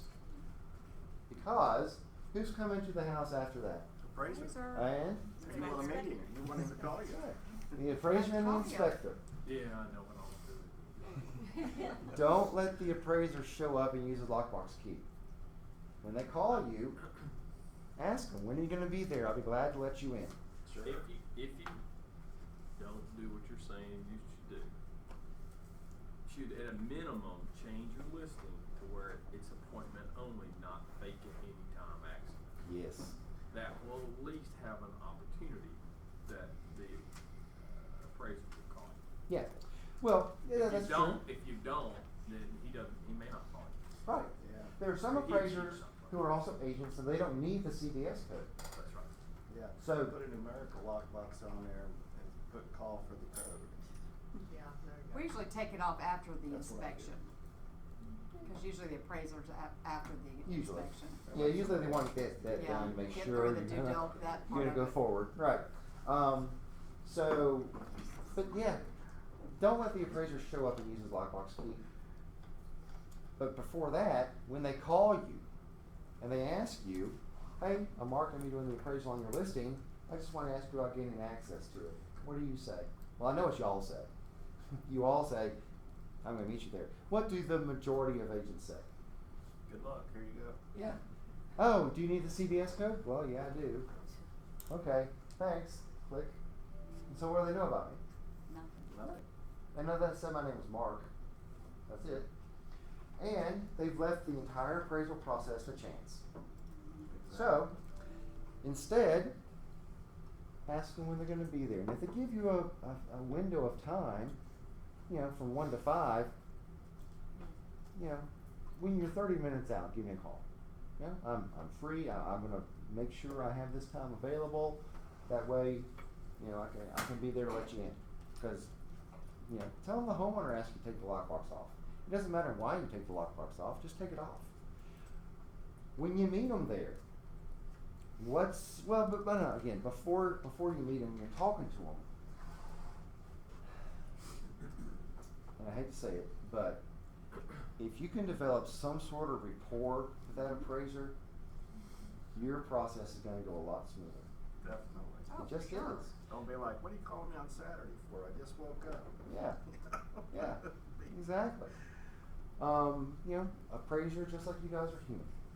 And we react differently to different situations. If you're short with the appraiser or you're not very helpful, there's a good chance if there's an issue, they're not even going to call you and give you a chance. So, I'm not saying you have to be friends with them, but if you can develop some sort of rapport, then all the better. So, you meet the appraiser there. What's some good information that you need to be able to share with that appraiser? How you came up with the number you're Yeah. selling it for. So Yeah. Give them a copy of our consultation appraisal.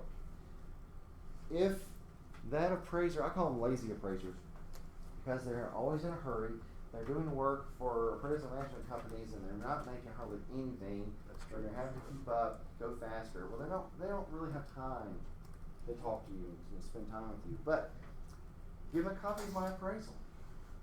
That includes the sketch, that includes our comps, that includes the market analysis, the reasoning why you listed it where you did. That way, again, if he's the lazy appraiser, he's probably going to copy it. And Which you is don't fine. you don't want that to happen, but if he's the lazy appraiser, you probably want that to happen. Yeah. So, and then that way, you know, you tell him, you know, here's a sketch. I know you probably need to verify these measurements at least, or you measure it yourself and you can compare, you know, the different sketches. What else should you give the appraiser? We're just, This isn't an original, or an appraiser that I do volunteer work with told me about it, but if you have a floor plan. Yeah. Yeah. Sure. That floor plan, that sketch. survey. Also, I've seen, not very many, but every once in a while, I check the documents on my comparables and my subject property, and every once in a while, I'll find where they've had an appraisal done, they'll put the floor plan from the appraisal in the documents. So, that way, number one, the appraiser might be able to find it. Also, potential buyers, they can see the floor plan before they even get out there. So, Yeah, you should definitely talk about the deferred maintenance like he was talking Yep. about. Talk about, hey, we got brand new systems, roof, everything's Yeah. updated and new, this is, you know. give me a copy of the list of improvements that you've made. The homeowner's probably already done that for you when you listed the house, so give the appraiser a copy of that. And again, talk to him about, you know, and maybe break it up between upgrades and maintenance items, so that, you know, we're all on the same page here. I know this is maintenance items, you know, but this is what they've done. You know, they've maintained their home. What else should you talk about? It'll be different. Well, some of the things like the location, if you're a lake house or you have woods backing up to you like the gated community you're referring to, and help him understand why this sells for more than the ones across the street. Here's why. I mean, give him all the information you can to help justify what you're Right. doing. So, Tell them how quickly the home sold and if there were multiple offers. that's very important. Remember, I'm interpreting what the market's telling us. Well, when you have multiple offers and it sells quickly, that's not the market telling us something. It's yelling at us. Here it is. Yeah, that's very important. Thank you. What about the comps? We need to talk about the comps that we use, right? And it kind of, who said that they, was it you who said you handwrite on there notes about it? Yeah, that's important. That tells me, number one, you know it, because you've probably been inside it. Especially if you work that area a fair amount. This is where you have the advantage over appraisers. You know those houses. You've been inside them. I don't get to go inside the comps. So, whatever information you can have because of your first-hand knowledge is even better. You also need to talk to them about the comps that aren't very good. The comps that are going to kill your deal, you need to talk to them about that. Why would you give them that information? Well, because they want to make the adjustments to say, hey, listen, here's FMLS has that really cool system now where you can go in and make adjustments in their comparables. Yeah. So if you do like a comp, and you can go in and make the adjustments yourself and have it right there for them and say, you know, this one had the roof was all you know, all Right. the reasons why. Here's why I made this adjustment. I think, I mean, I've done that as well, just to show them that I'm not cherry picking all the best things. I'm looking at everything. Yeah. And here's That's why important. here's why I would not include this because of X, Y, and Z. Right. If you give me, if our sales price is $250,000 and you give me 7 comps that sold for over 300, Yeah, that's not good. that's not going to work. Yeah. But yeah, show me that you didn't just cherry pick. But beyond that, tell me the comp that's going to kill your deal, but tell me why it's not a good comp. Because I may not know that information. Because on the listing, well, I'm yet to read a listing that says this is a great house except there's structural issues. Well, what if the inspection killed the deal twice before this one? Well, something's up with that house. And so that's probably why they had to sell. But you're not going to advertise that. But you're going to know that if you know that market. And so that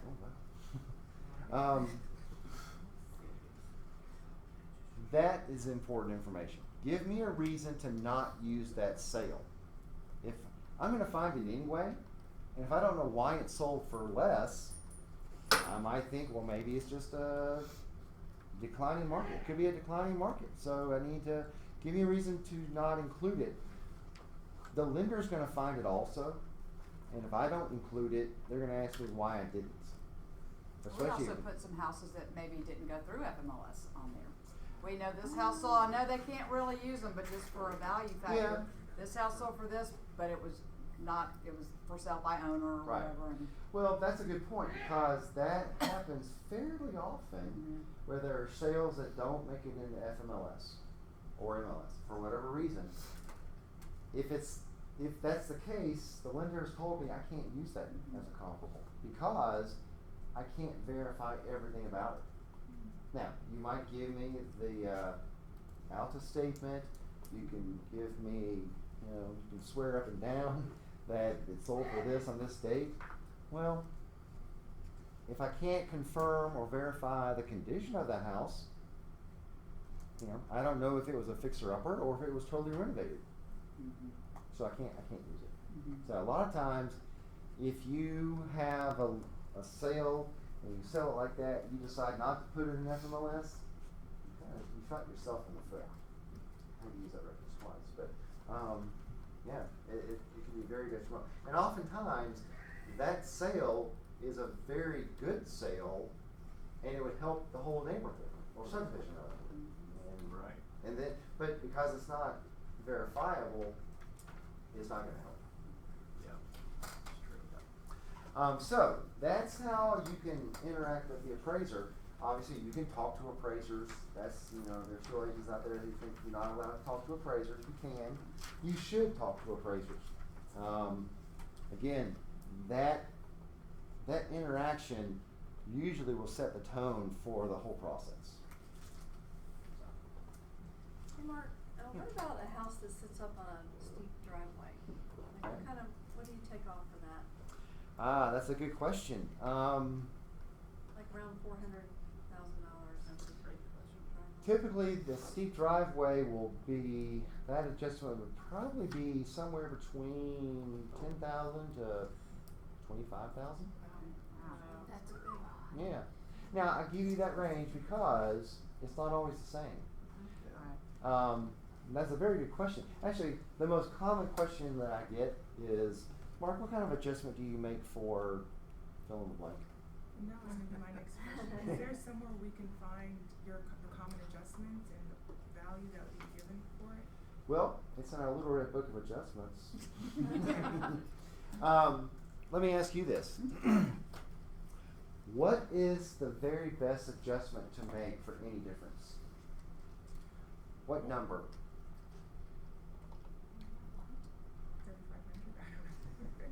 3,500. Nope, that's way too high. 1,000? That's still too high. 0. Yes. Who said that? I did. Gold star for you. Why though? If you can tell me why, you get an extra hour of credit. I think you have to be wrong. No, that's right. It's best to find a home that's the most similar to the one that you're. Ding, ding, ding, ding, ding. Good job. Do I really get an extra hour credit? Right, there you go. If this is the last class I ever teach, yes. Sorry. Yeah, you have to find a comparable that has that same factor. A steep driveway, or a steep driveway. A golf course view. A pool. A finished basement. A view over the mountains. A view over the landfill. A view of traffic. Power lines. Whatever it is, you have to find a comparable that has that same factor. Otherwise, there's no way to know what type of adjustment to make for that. What if it's hard to find that? Because there's certain homes that are easy to, well, that one's very similar. Square footage, condition, number of bedrooms, etc. Similar areas, similar schools. Great. Yeah. It makes our job just really Sure. easy. Is it better to go further away than it is to go longer in time frame? Another age-old question: which is better, distance or time? I would say it's better to go further away and stay recent, within 90 days. So Now, recent trumps. beyond that, though, it depends on how you define your market. What if you define your market as geographic boundaries? You know, there are some areas that, no matter what, this specific area, they just want, like Vinings is a good example. Vinings and true Vinings inside the perimeter, Cobb County, you know, north of Atlanta Road, all that. That tends to be a very niche market because of where it is. So, in that case, I might go further back in time, but stay in Vinings. It's important when you're in that type of a market or area that you stay in that area. Isn't it important to have at least one sale within that neighborhood, even if you have to go back further? I think it is. What if the situation where you're in a subdivision and there's very little activity? Yeah. Because it's so stable, people love it there, they don't want to move. What if there's only one sale and it occurred 9 months ago? Well, I'm going to use it because it's in that subdivision. It's showing what's happening in that subdivision. Now, I have to go outside, obviously, but I'm going to look for more recent things. Now, in that case, I might have to make a location adjustment because you might end up in a subdivision that's not as nice, not as popular, for whatever reason, and so make that adjustment. You try to stay in the same county? Oh yeah. Cause I mean, like here, you've got several different counties within a half a mile of each Yeah, other, well, that's true. or, And or Roswell's in 25 three feet of different each counties. other. Yeah, that's true. I say that, but there are instances where it's okay to cross a county line to find a comparable. That's not the ideal, but everyone, you know, depending. Good example is Morningside. It's in Fulton and DeKalb, Right. but it's the city of Atlanta. Mhm. And so I will, as long as I'm staying in Morningside, but let's say my subject is in Fulton, I'm going to try to find most of my comps in Fulton, but if I find one or two in DeKalb, I'll include it, especially if it's very recent, very similar. School district place. Yeah, in that case, the schools are the same. But there's a subdivision that's split. Some subdivisions are split school districts. Oh yeah. Yep. Same county, same zip Oh code. yeah. Then what- Indian Hills. Just, yeah, Indian Hills. My subdivision backs up to Indian Hills. Part of that's Walton and Wheeler. You got to know that. So, Why would an appraiser use an active, like if you've had 21 sales in a community in the last year, why would he put an active, not as the original comp, but he just listed it? Why would you list an active? well, remember that's one of our requirements now. We have to include at least 2 active or pendings. That's one. We show actives show Trend? not necessarily trend, but it shows your competition. Because if you're under contract, the actives show what you were competing against. Right. In the report, when you list like the top 3, are those the ones that you give the most weight to? Typically, yes, not always. That's one of the things in the report. When at the end of it, I preach this to Clayton all the time. You got to tell your story. Meaning, you've done all this work and you put it all together. Now, to the reader, explain how you got to where you are. And that's what we call telling your story. And that's when we talk about, I included this comp because it was in the same subdivision, it was dated, but I included it because it was right there. I included comp 2 because it was a very recent sale, very similar in size and similar in condition. Comp 3 I included because it's in the same school district. Although it's more than a mile away, it's in the same school district, and it's very similar in age, style, and size. But then I go on and say, I'm going to give most weight to comp whatever. Now, When you give something more weight, is that done for the program? Like, do you actually put in a percent or something like Yes, that? sir. Oh, it's in there. yeah, that's why that lends the value is naturally in a range of value. If you ever look at an appraisal where the actual comparables are, that's the sales comparison grid. Well, at the top of it, you have your sales price, and then you go down through the grid and you make adjustments for the location, size, room count, best basement, fireplaces, garages, things like that. And at the bottom, you have your adjusted sales price. So theoretically, the comp starts at the sales price, makes the adjustments. Theoretically, the subject should sell for what that adjusted sales price is. Well, there are at least 3 of those, right? Because I have to have 3 closed sales. Well, that naturally, that creates a range of value. Well, the appraised value, that one number, has to be somewhere in that range. Does that make sense? So, but So you if pick the number that goes on there, it's not generated by the program. correct. Okay.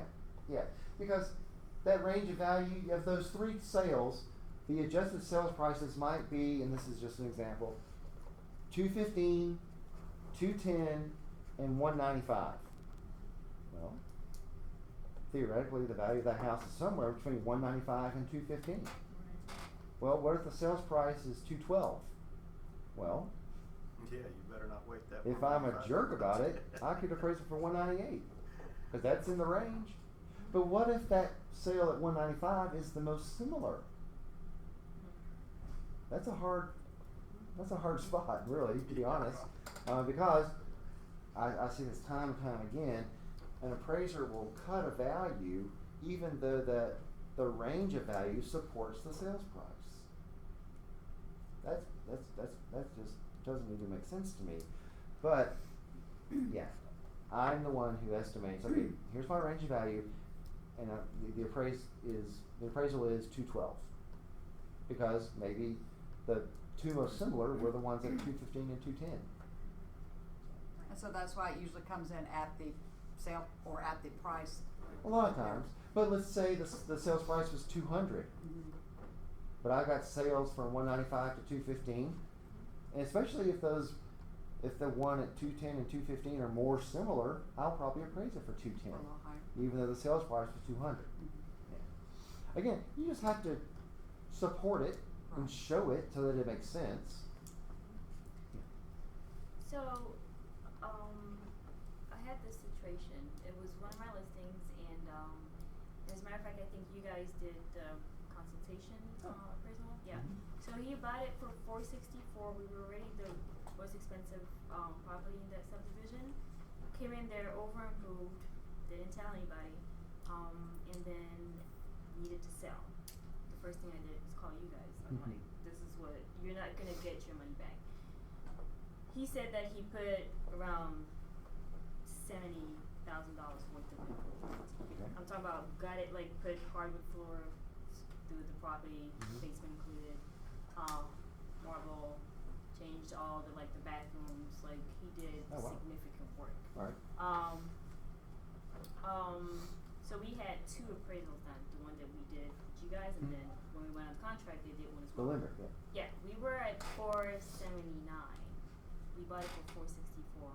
Yours came into I think we were also in the 470s, and then when we went on contract, theirs came in also, and that was like 2 months later, came in around less than 480. Okay. So what was your sales price? 464? Yeah, that's Okay. what we bought it for back in April. That was last year. Oh, okay. Okay. So, of course, he doesn't want to sell it for that. So eventually, I found a cash buyer, and we closed last week for $556. How is that going to affect that neighborhood? And does cash transactions, does that make a difference when you the new appraisals that that are going to come in that subdivision? What was your list price? $555. And you sold No, for what? $555. I'm sorry. And you sold for Five. $552? $556. Okay. Should help it. It's a tax record sale, so it wasn't listed, right?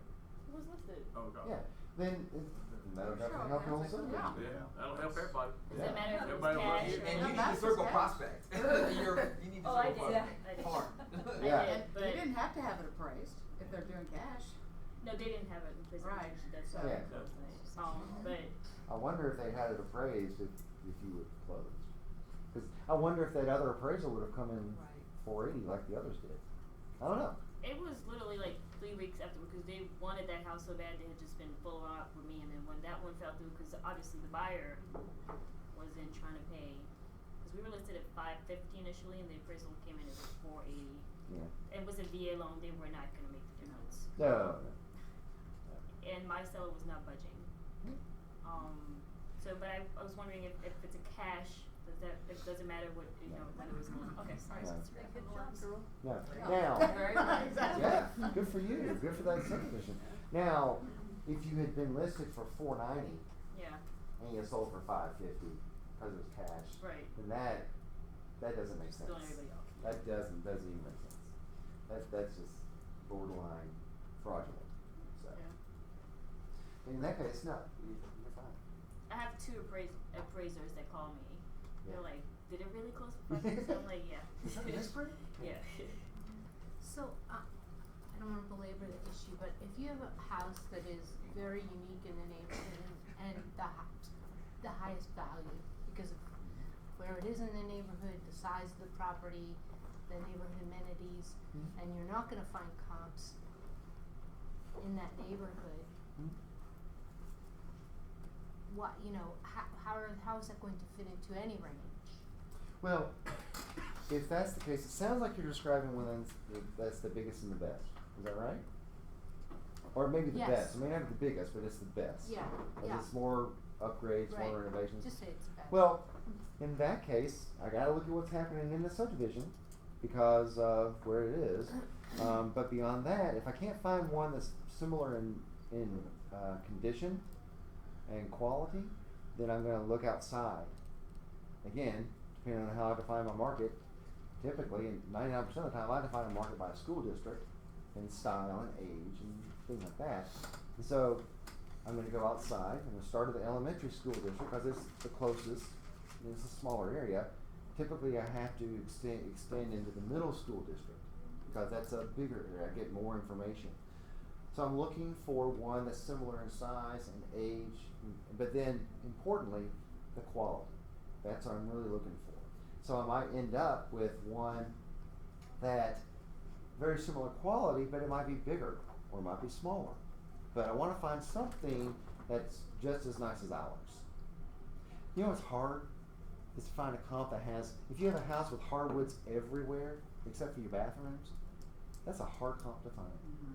You know, not many houses have that many hardwoods. They're out there, but they're kind of hard to find. And so, and when I'm making my adjustment for condition and quality, I don't have a line for hardwood floors, and another line for granite countertops, and another line for stainless steel appliances. It all gets kind of put in together. So, I have my subject property has granite in the kitchen, renovated kitchen, cabinets, granite, appliances, stainless steel, blah, blah, blah, and hardwoods everywhere. But it has okay bathrooms. Well, I'm probably not going to find a comp that has that exact type of condition and quality. So, I might find one that has a totally renovated kitchen and hardwoods on the main floor, but not upstairs. Well, that should be a positive adjustment because it doesn't have as many hardwoods. But the one that I'm really looking for is not necessarily the one that has hardwoods everywhere, but renovated kitchen, but then hardwoods on the main and then renovated bathrooms. So that the renovated bathrooms kind of offsets the additional floor of hardwoods. So in that case, I probably wouldn't make a condition adjustment because overall, it's a very similar quality and similar condition. You're going to find a comp. What now? You're going to find a comp.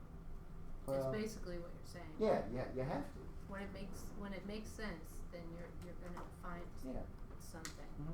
But let's say our subject property not only has renovated kitchen, hardwoods everywhere, it has renovated bathrooms, and it has, the basement that's the Mac Daddy of all basements, then you might be over improved. It's very similar in size, but in relation to their competition, they have a lot more upgrades than anybody else. And so in that case, they're going to get hurt because no one has caught up with them. So same thing if you do a second kitchen. I got somebody that built a house, put a second kitchen in it, but alright, that's fine, it's their decision, but. Yeah. I mean, you give value to that, but. Oh, yeah. And you can find that when you start looking up in North Fulton and Cobb and Yeah. stuff. You can find that kind of stuff. What does it have to be a second kitchen? Or a kitchen? I would say a second kitchen, but a kitchen. What if it only has a microwave? Oh, no, That's it's not a got- kitchen. No, it's gotta have, It has to have a stove. Range. Yeah, range, yeah, yeah. That's, Yeah, it has to have that. And a dish, likely, well, at least a range. yeah. Be nice to have a dishwasher, but If it it had doesn't have to dishwasher. have a dishwasher. What about a refrigerator? Yeah. You just Now, said yeah, you have to have a Refrigerator refrigerator and somehow to cook other than a microwave. A full-size or a- refrigerator? No, it can be a small one. It can't be a bar size, like a dorm room refrigerator. It can't be a Beer wine fridge? cooler. Yeah. It can't be a wine cooler. Yeah, a wine room, yeah. Yeah, wine fridge, no. You had a question? I had a question. We talked about sharing your comps when a lender sends an appraiser in. What about on the front end of a consultative appraisal?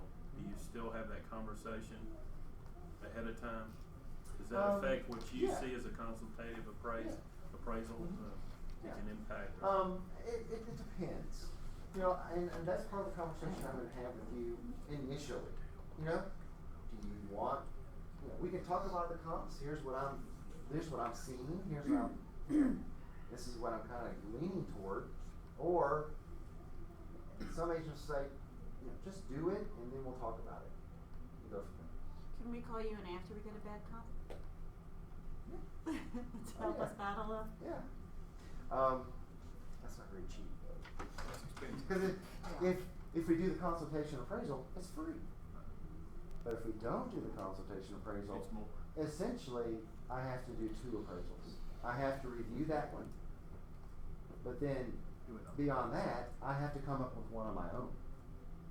So it's kind of, What happens if you? it's a lot more than $425. Yeah, what happens if that happens and you come in, well, okay, the second scenario, you could come in with the same thing the other guy came back with, or Yeah. other person, Yeah. and then the person would be out twice. Right. No. Yeah. It's So weird. yeah. So you run that risk. It could be that that first appraiser was right. You don't like it, but they might be right. Yeah. Every once in a while I run into that. So, yeah. What's your adjustment for power lines nearby, like adjacent? What price range? Let's say it's like the 300. 300s. Power lines probably 10 to 15, Say 700s. 20. Okay. What if it's a power tower, the erector set? Yeah. Yeah.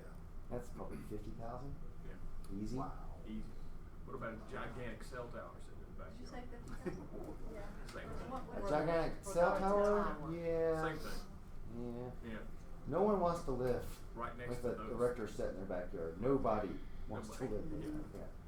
So that's a hard sell. Okay. All right. Proximity to commercial. We talked about that. Nobody wants to live with Publix in their backyard, and nobody wants to live with Publix 20 miles away. No, I say nobody. Most people don't want to live in those situations. So proximity to commercial does have an impact on the value, and a lot. And that's not necessarily true with how close you are to Publix, but how easy is it for you to get to 400 or perimeter area or wherever? If it only takes you a minute and a half, that's one thing. If it takes you 6 or 7 minutes to get there, that's different. Also, But there's not a dollar figure for that, right? well, there can be. You can figure that out by based on your confidence. If you have a house that backs up to Publix or commercial property or backs up to a major road, I gotta find a comp that also has that factor, but then all my other comps are not gonna have that factor, so I can figure out what that difference is. But proximity to like 400 or something like that. Yeah.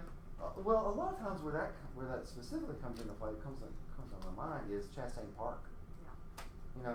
The closer you're in that area, and Clayton lives very close to there.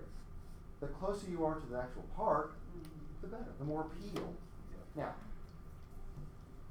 you can't. Some days it might be $10,000 more. Another market, it might be $20,000 more. It just depends on a lot of different factors. But yeah. What do you say? What impact do you think the Brave Stadium is gonna have on the houses that are right around there? Good question. Yeah, it's a good Great question. They're going up. And if I knew for certain, I wouldn't be doing this. But I think my own thought is that mile around the stadium doesn't have a whole lot of residences anyway. I think the ones that are 3 to 5 to 6 miles away, I think they're gonna benefit from it. I really How do. about Yeah. there's a lot of townhouses right around here. I There's applied a to- lot within a half a mile of it. Those I have a prices have gone potential way up. listing right next to it. Yeah. He's convinced he's gonna wait until after it opens, it'll be worth more. Yeah. I'm like, But I say that because I'm a Braves fan and I'm so excited that they're not in my backyard, but in my next door neighbor's backyard. So that might sway my opinion of that. There might be people who live there who are dreading it. Yeah. Does it increase traffic?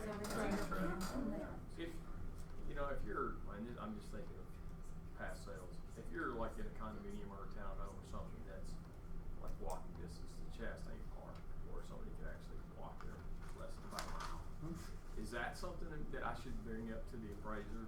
Because, I mean, that's not something that, a comp that they may go get down off of Lindbergh, okay, and Yeah. use it. I'm gonna say that now they can start to pull in the Belmont thing, because there's gonna be a little path down there. Right.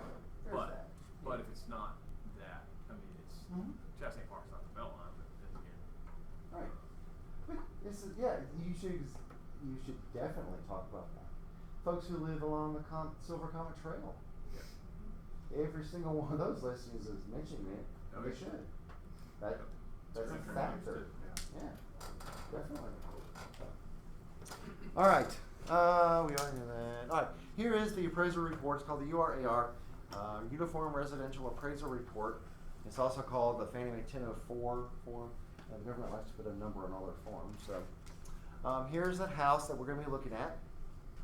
This house, the 2-story house, covered porch across the front, 2-car garage. This house is actually on a slab, but we're going to talk about basements. First section of the report is the subject section. We identify by address, obviously. Then you include the legal description and the parcel ID number. We talk about how many taxes they pay. We identify the buyer and the seller. Why should I get a copy of the contract? Well, because that's how you identify what you're trying to do.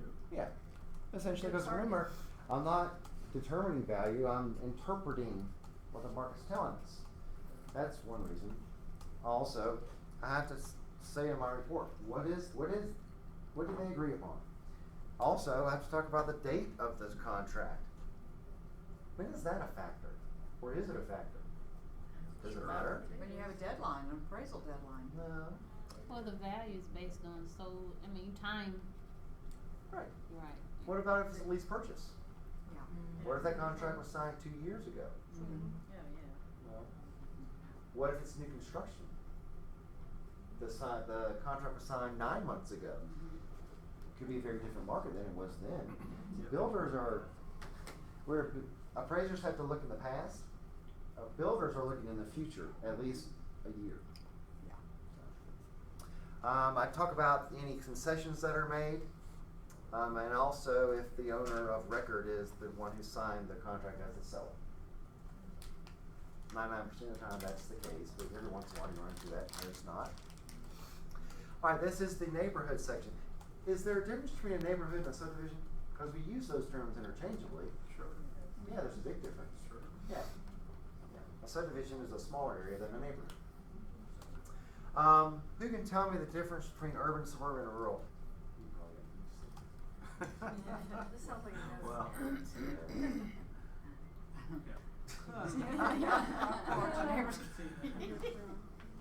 This never gets old.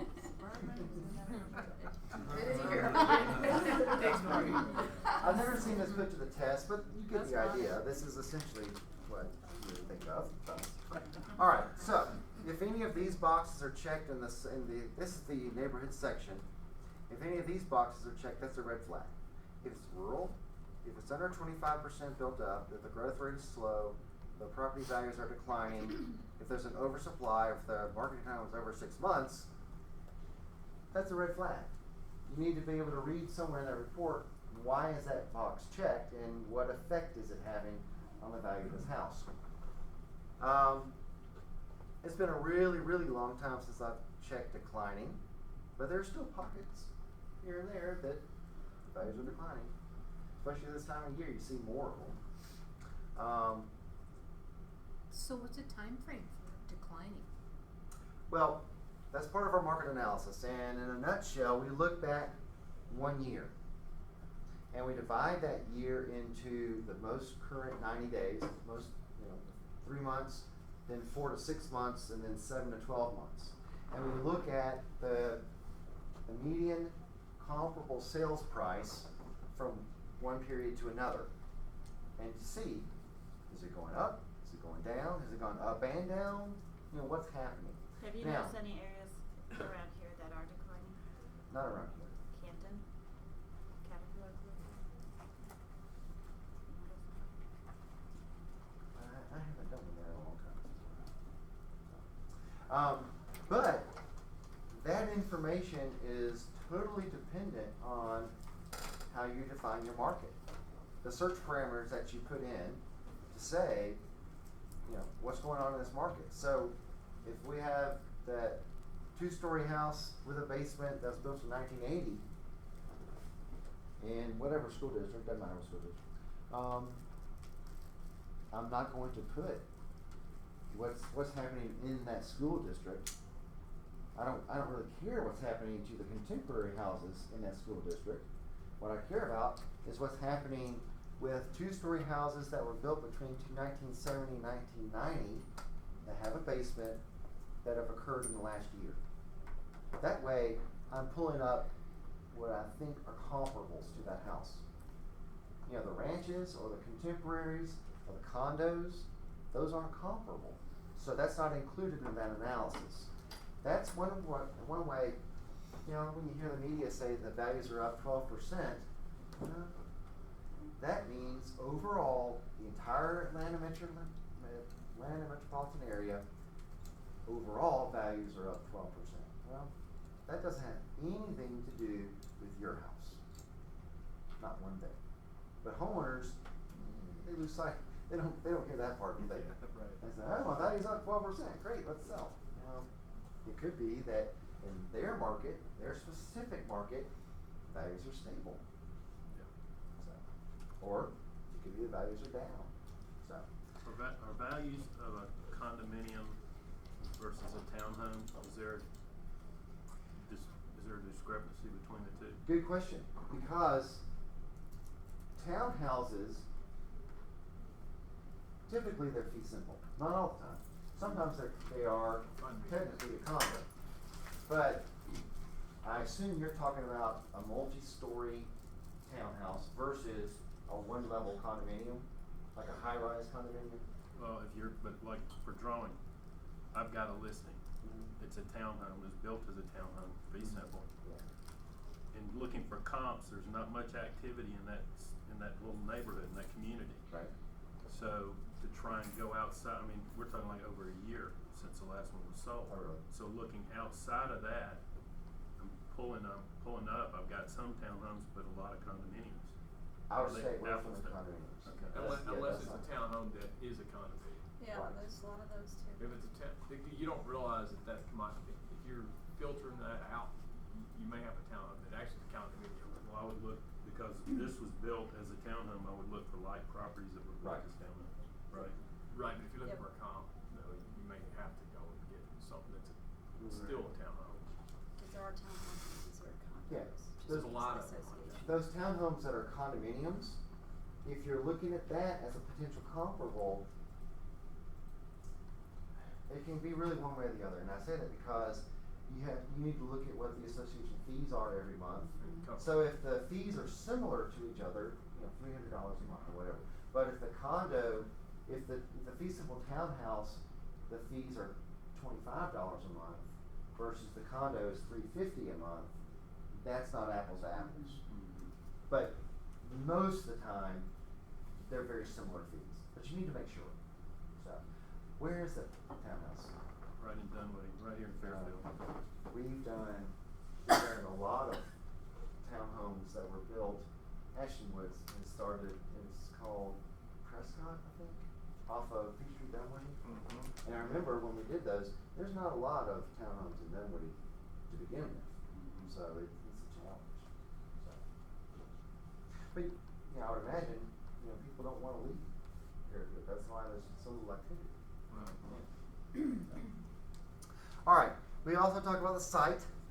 We identify the site dimensions, the acreage, the zoning. Here's an example of a lot. Obviously, this lot is bigger than this one. But if that's 121 feet and that's 59, can that be 296? No, that's a misprint. No, that's wrong. Yeah. Yeah. Long story short is that number is actually the perimeter of that lot. For some reason on the tax plat they put that number. But where do you get when you have your listing, do you check the size of the lot? No. I mean, you check it by what of the tax record. Yeah. Well, I don't try to be the source of the. right. Well, in this case, the tax record said that this was .7995. Right. Well, if you pull up the tax plat and you see the little yellow ruler up here, you can click on that and your cursor becomes crosshairs. You work your way around that lot and it'll calculate the size of that lot. Well, it's actually 0.26, not .7995. So it can be very different. Does anyone work in Cobb County? Okay.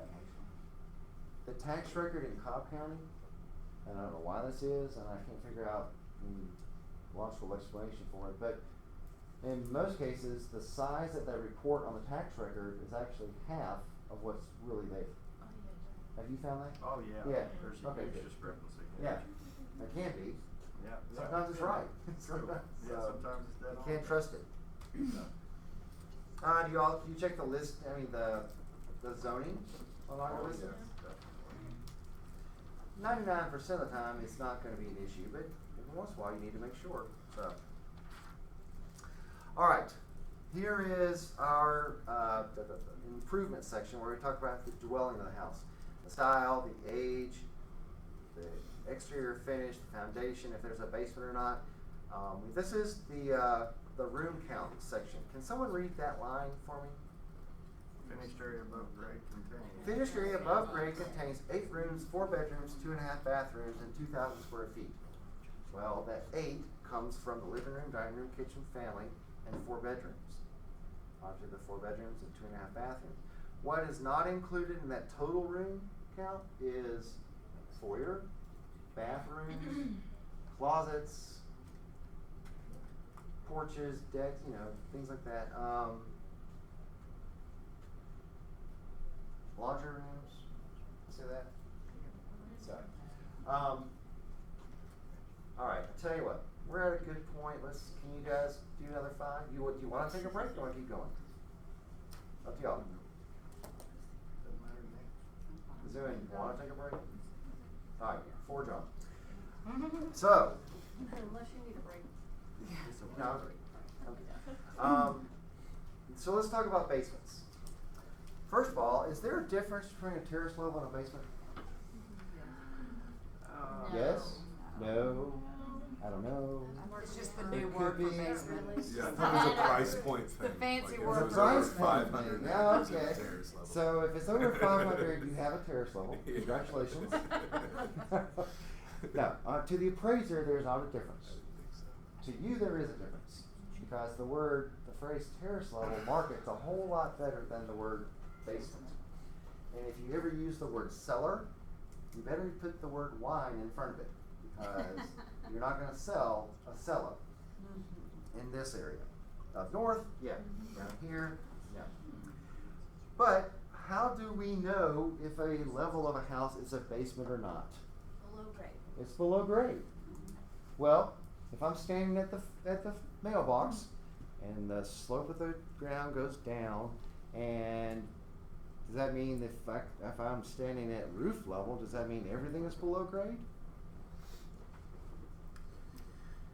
understanding that roof level at the driveway, everything's below grade, cause that's the grade is the, where you're coming into the From house. that point, but actually the grade I'm talking about is where the dirt meets the house. Yeah, you're Okay. standing close to the house. Yeah. So, if your feet are below grade, where the dirt meets the house, if your feet are below grade, that entire level is a basement. Whether it's daylight, Whether it's daylight, whether it's not daylight, whether it's damp, whether it's completely dry, that entire level is a basement or a terrace level, whatever you want to call it. I taught this class yesterday, and this guy, I'm telling you, he got adamant. There is a difference between a terrace level and a basement. no. So, fine. Good, Yeah, it was. good. There's plenty of difference, whatever. So, but no, if your feet are below grade, that entire level is a basement. Now it's easy on 2 stories, isn't it? Because usually you pull up to a 2-story, the grade is right there at the front door, and then it slopes down to the back, and lo and behold, there's another floor underneath there. That's the basement. Where it gets a little different is with split foyers and split levels, because sometimes it's below grade that much, sometimes it's below grade that much, sometimes it's on a slab. If it's on a slab, can there be a basement? It's not below grade. Alright, here's the wrench. Yes, you can have a basement on a split foyer on a slab. No, And I say that because the key to that is the quality that's finished downstairs. You know, if you go to a split foyer, you go up to the front door, you go up or down.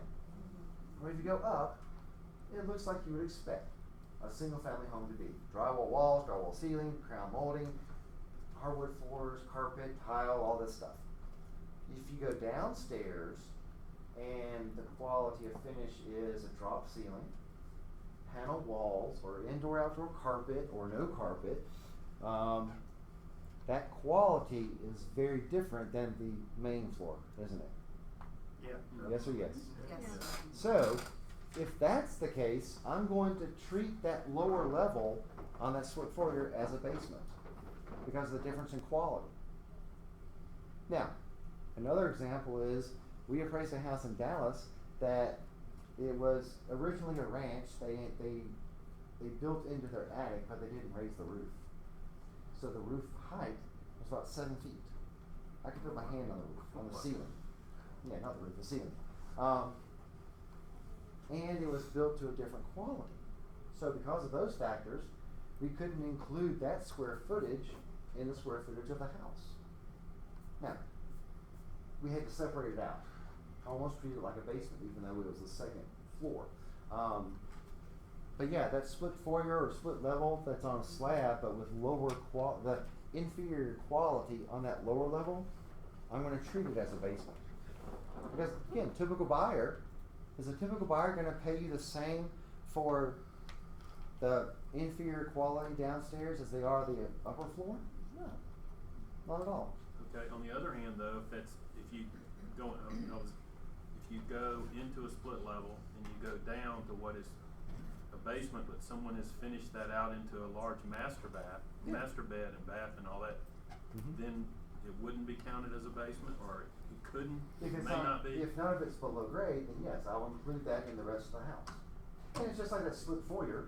If it's on a slab and it's finished to the same quality, then it's all the same. If you go down and it's below grade, Then that's a basement. okay, Period. it would not be counted, even though it's It wouldn't be it's been counted. renovated into a nice master with all those nice touches and everything. It's still not gonna It give would- you bang for the buck. It wouldn't be included in this room count, Right. and it would not be included in that square footage. Notice I didn't say it's not included in the appraisal.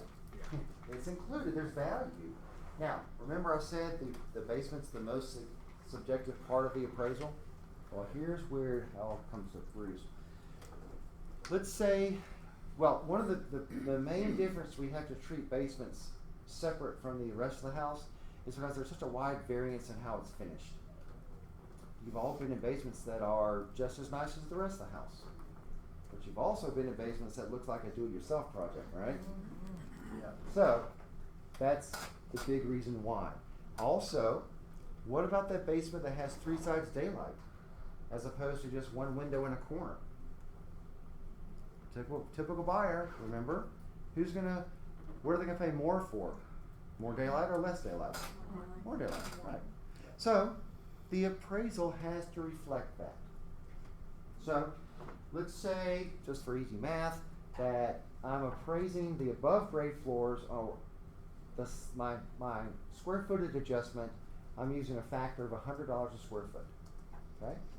Well, my basement, I'm not gonna use $100 a square foot, because typically, people don't pay as much for a basement as they do the rest of the house. There are some appraisers out there who might give you 20%, no matter what you've done. Well, that's not really reflective of that market, because if the basement is in demand and it's finished nicely and it's readily accepted by the market, then that adjustment should be much higher than that. If it's finished just as nice, I'm still not going to use $100 a foot. I'm going to use maybe somewhere between 75 and 90. And again, I give you a range because it depends on just how nice it's finished and things like that, how much daylight there is and stuff like that. If it has a drop ceiling and just kind of average finish around, then it might be 25 to 30, maybe 40%, but probably not. If it's completely unfinished, it's probably going to be about 10%. So, again, that's the most subjective part, and that's information you need to talk to that appraiser about. You know, if it is nicely finished, point it out. Don't assume that they're going to notice that. So a nicely finished basement versus a basement that's stubbed, just needs to be framed and flooring and things like that. What's the price? Well, unfinished versus just as nice, it's anywhere from, well, the unfinished one I'm doing at $10 a foot. The other one that's nicely finished, I'm doing at $80 a foot. What about unfinished versus stubbed and ready to go?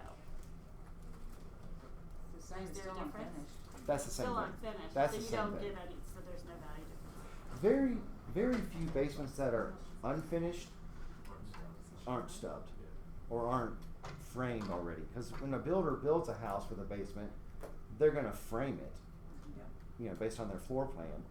And if the buyer decides to not finish that basement, well then, you know, they have that much of it ready to go. They don't have to frame everything. But actually, the framing that they put downstairs in the basement is going to support those upper floors also. You know, the beams and everything else. Even the more important thing is if it's stubbed for plumbing. Yeah. That's Yeah, more if it's important. not stuff for plumbing, Yeah. then Even less value. yeah, right. Yeah. I mean, stuff for plumbing is probably even more valuable than the framework. Yeah. Okay. Now, that being said, there's not a construction challenge that can't be met.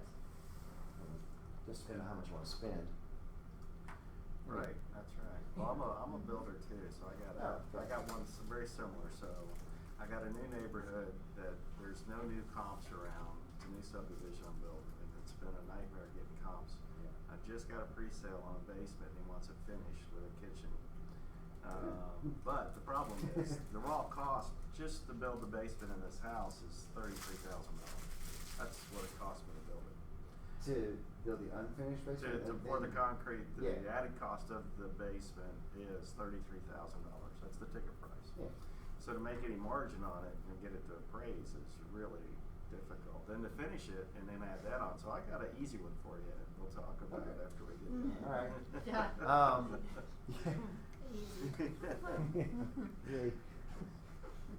Oh, that's good. You usually claim. That's when they have to write that check up front. That's right. That's right.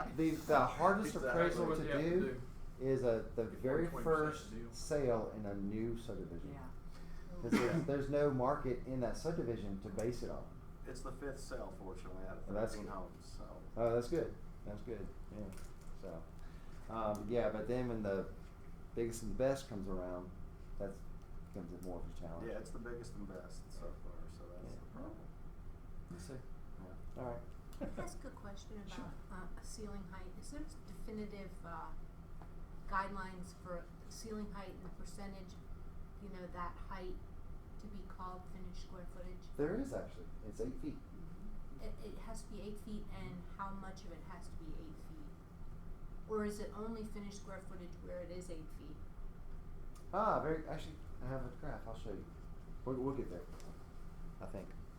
No, I'm not sure. This is kind of hard to see, but what level is that? Is that the first floor or the basement? I put Well, it looks like the main floor. It's kind of hard to see, isn't it? No, actually. Which is the front of the house? The front of the house is over here. The driveway comes around this way to the front of the house over here. This is the side. Yeah. Yeah. So this is a basement, right? Even though this part is well above grade and it's daylight, that's still basement. That's a basement. Would that, yeah, that's a basement. Would that be, and let's assume that there's a closet right around the corner in that room. Is that a bedroom? Yes. Yeah, but would it be included in my room count? No. No, because it's not above grade. It looks like the ceiling's not very high either. Is that Well, it is. It's sufficiently high. It's just a drop ceiling.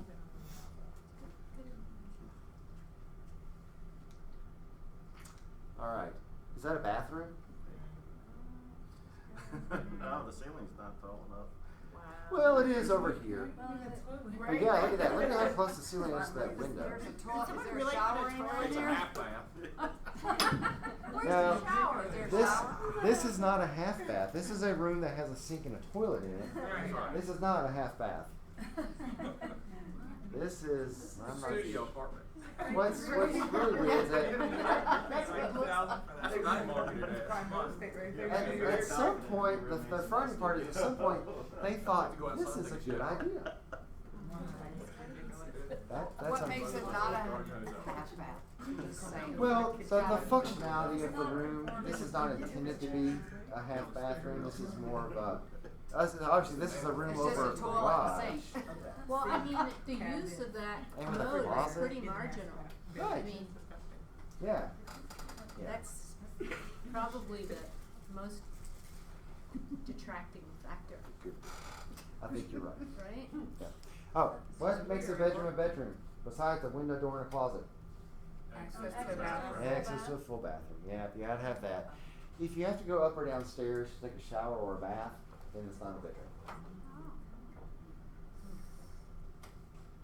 I don't understand why bedrooms have to have closets, because in 100 years ago, a lot of rooms did not. No closets. Right, so. Hold our shoes, that's why. That's right. No, but no, I'm just saying. Well, a in a 100-year-old case like home. that, yeah, there'd be a lot of rooms with no closets, but I have to look at the intent of that room. If it's Well, historical. then that's not. Yeah, if it's historical, even if it doesn't have a closet, I'm gonna call it a bedroom, if that's what they're intended for it to be. Right. Can't you stick a wardrobe in there and like leave it with Well, the that's house when and you consider convert it a bedroom? In a house built in 2000? No, but in an older home. No, you don't even have to have a wardrobe. I mean, fine. You have to To have a me, chifforobe. to me, it doesn't matter if the wardrobe is there or not. I mean, chances are you're gonna have it, but you're gonna take it with you when you move. So, again, if it's a 100-year-old house, I'm looking at the intent of that room, not the fact that it doesn't have a closet. It still needs to have adequate access to a bathroom, though. If you have a 2-story historical home and 2 rooms upstairs but not a bathroom upstairs, those aren't bedrooms. Alright. We already talked about synthetic versus hard coat. Do you know how to tell the difference, though? You knock on it, it sounds hollow. It's Also, the synthetic. lines on it, the thicker Yeah. line is synthetic, Right. the thin line's hard coat. Yep. Can you back up one more? Oh, sure. Yeah. Down here, your asterisk must be above grade to be considered in an appraisal. Actually, So if you, that should be considered in the room count. Because even if it's below grade, it's still in the Still be- appraisal. Yeah. That should say to be considered in the room count and the square footage that we're reporting. Now, speaking of square footage, one of the worst things I think FMLS has done is to put square footage on the listings, because there's no standard by which we report square footage. What's the most common source of square footage? Tax records. Tax records. Yeah. What's some other sources? Appraisal. I wouldn't trust that one. Agent Builder. measurement. Agent, man, I've seen that once. I laugh. Wow. Okay. Builder. Yeah. Homeowner. Yeah, Can every once tell in a you. while. What's the second most common source though? Appraisal. Nope. NA. Oh, Yeah. NA. And what's the square footage on a house where the NA is the source? You have to go to Zero. tax Probably records. zero. Yeah. Well, if you're searching for comparables and you put a square footage range in your search, what if the very best comp said it was NA with 0 square feet? Well, it's not going to show up. Yeah, we don't search by that. Good. Good. A lot of agents do, unfortunately. Well, it is, a lot of agents will, if the basement's finished, they consider that and they make it look like it's a really big house by putting, in. You have to look at the tax record anyway just to see what the main total looks like. I said I wouldn't trust the source if it said the appraisal, because a lot of agents will take that 2,000 square feet on this appraisal and add the finished basement to it, and all of a sudden it's a bigger house, or it seems like a bigger house. Well, if you have 2,000 square feet above grade and 1,000 square feet finished below grade in the basement, is that the same as a 3,000 square foot house all above grade? No. Not at all. Not even close. So, that's fine. All right. Here's an example of a bathroom renovation that was added without getting a permit. Because. Oh, Yeah. Great place for the fuse box. Oh my God. Yes. Now, I'm pretty sure the fuse box was there first. But yeah, that's just a fire waiting to happen, I think. That's a little scary. Yeah, that is scary. All right. What about view? Does that have any impact on value? Well, surely it does. I want to go back to what you were saying about permitting. Oh, Are you okay. seeing that most basements are being permitted? Am I saying or am I seeing? Seeing that they are, and. I think most are. Okay. There's What still happens- a fair number that What happens if they aren't. don't? Does that really affect the value if they don't permit it? If I know that there wasn't a permit pulled to finish that basement, Yeah. I have to consider it as if it were unfinished. That's why we don't know either. Yeah. Well, my You don't client wanna just ask asked me- that question. Well, one of my clients just asked me that question, and I was like, I don't know. Well, think about it from a typical buyer. Mhm. If they want to buy a house and it has a finished basement, they want to have some sort of reassurance that what was done properly. Well, yeah. And to code. And maybe they saved some money and maybe they cut some corners and they didn't do it right. Well, that is a potential fire hazard. So, Wouldn't that, if they did pull a permit, it would show up in the tax records? yeah, If it didn't And pull a if it permit, it's not going to show up. it's not gonna show up. Right. So If it that's kind of wasn't the done right, easy would it come up on the inspection? I don't know. Not But- necessarily, It's because behind the walls what or about the something. wiring that's inside the Yeah. walls? Yeah.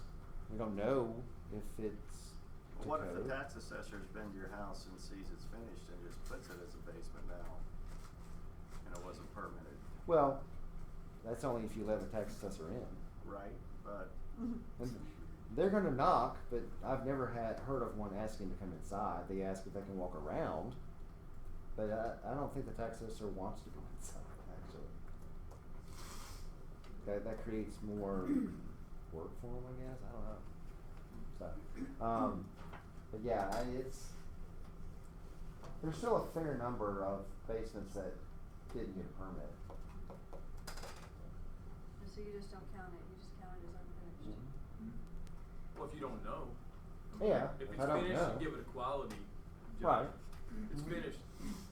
He's not checking to see the building permit, and you don't naturally say, oh, by the way, it's not showing up in the square footage, so I'm not gonna count it. You don't say Right. that. You just give it a value. What about the guy who did it himself? And you can always tell whenever I'm there, and yeah, we finished the basement. I did it. I did it myself. That's why the homeowner doesn't need to be there. That's right. They tend to put in their mouths a lot. Yeah. They go to write anything down they want to, but. But it's funny because typically when that happens, lo and behold, it looks like a do-it-yourself project. Not every time, but in a lot of cases it does. Sure, yeah. That affects value. So, definitely. All right, but the view, that certainly has an impact on value, and obviously to find the value associated with this view, I need to find a comparable that has a similar view, right? Otherwise I won't know. What if you back up to a stream or a river? What were the houses that are on the Chattahoochee River? Those are kind of hard to do because there's not a ton of them, and there's a very wide range of style, age, quality, condition, all different styles on the river. So it's hard to quantify that. Outbuildings and barns, do they have value? Yes. Sure. This one, not so much. This one looks like it's about to fall down. What about pools? Let's talk about, I don't have a picture of a pool, but what about pools? Yeah, they have value. Yeah. They have value, Yeah. sure. To whom? Sometimes it's negative. It's a Right. negative. Depends on what type of pool Yeah. And the condition. and also the comps. Right. Whether the buyer wants a pool or not. That's It's right. important to them. We went to a house, the pool was empty and it's full of leaves, and the agent said, yeah, that pump didn't work. Did you really just say that? Yeah. And lo and behold, it doesn't, and so that became a negative or a liability to that property. So instead of a positive $5,000 adjustment that we would have made, it became a negative 10. So pool's a $5,000 adjustment? Well, That type of pool. It was a concrete pool or a vinyl clad pool is What gonna be about negative nice? 5. A nice pool in the $500,000 range, maybe 20. in a It's gonna cost million, them 100 though. in a million's probably gonna be maybe 100. It could be. Just 20, right? Mm-hmm. In a $1 million home, it would be 20,000? No, in $1 million home, it would be 75, maybe 100. Yeah. But what if it's in a subdivision that doesn't have amenities? And there's this one subdivision in East Cobb, stately owned. And there's probably 40 houses, if that, in there.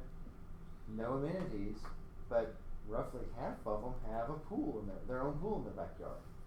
So that has become the standard in that subdivision. So if you don't have a pool in that case, you're going to get hurt. But what about the subdivision that has the HOA with pools, swimming, tennis, and amenities, and you have to pay $700 a year to belong to it? Well, what if you have your own pool in that situation? It's not as valuable. Not worth as much.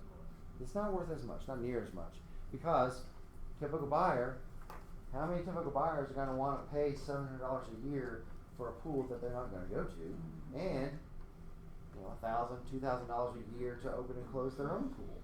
Not very many.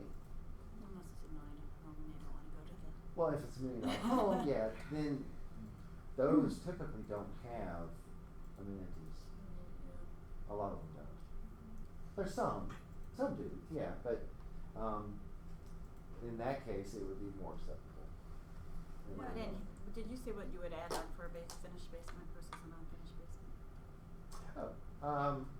Well, if it's finished just as nice, then I'm going to be adding 75 to 90.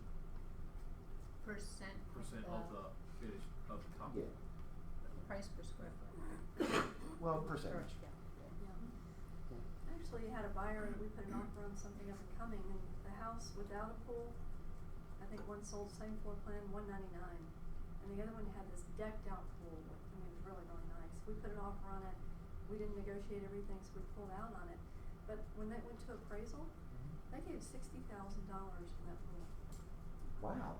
Yes. And it was in a neighborhood that had an HOA and a pool thing too, yeah. I've never heard of that. I didn't think it was gonna appraise, but Wow. it did.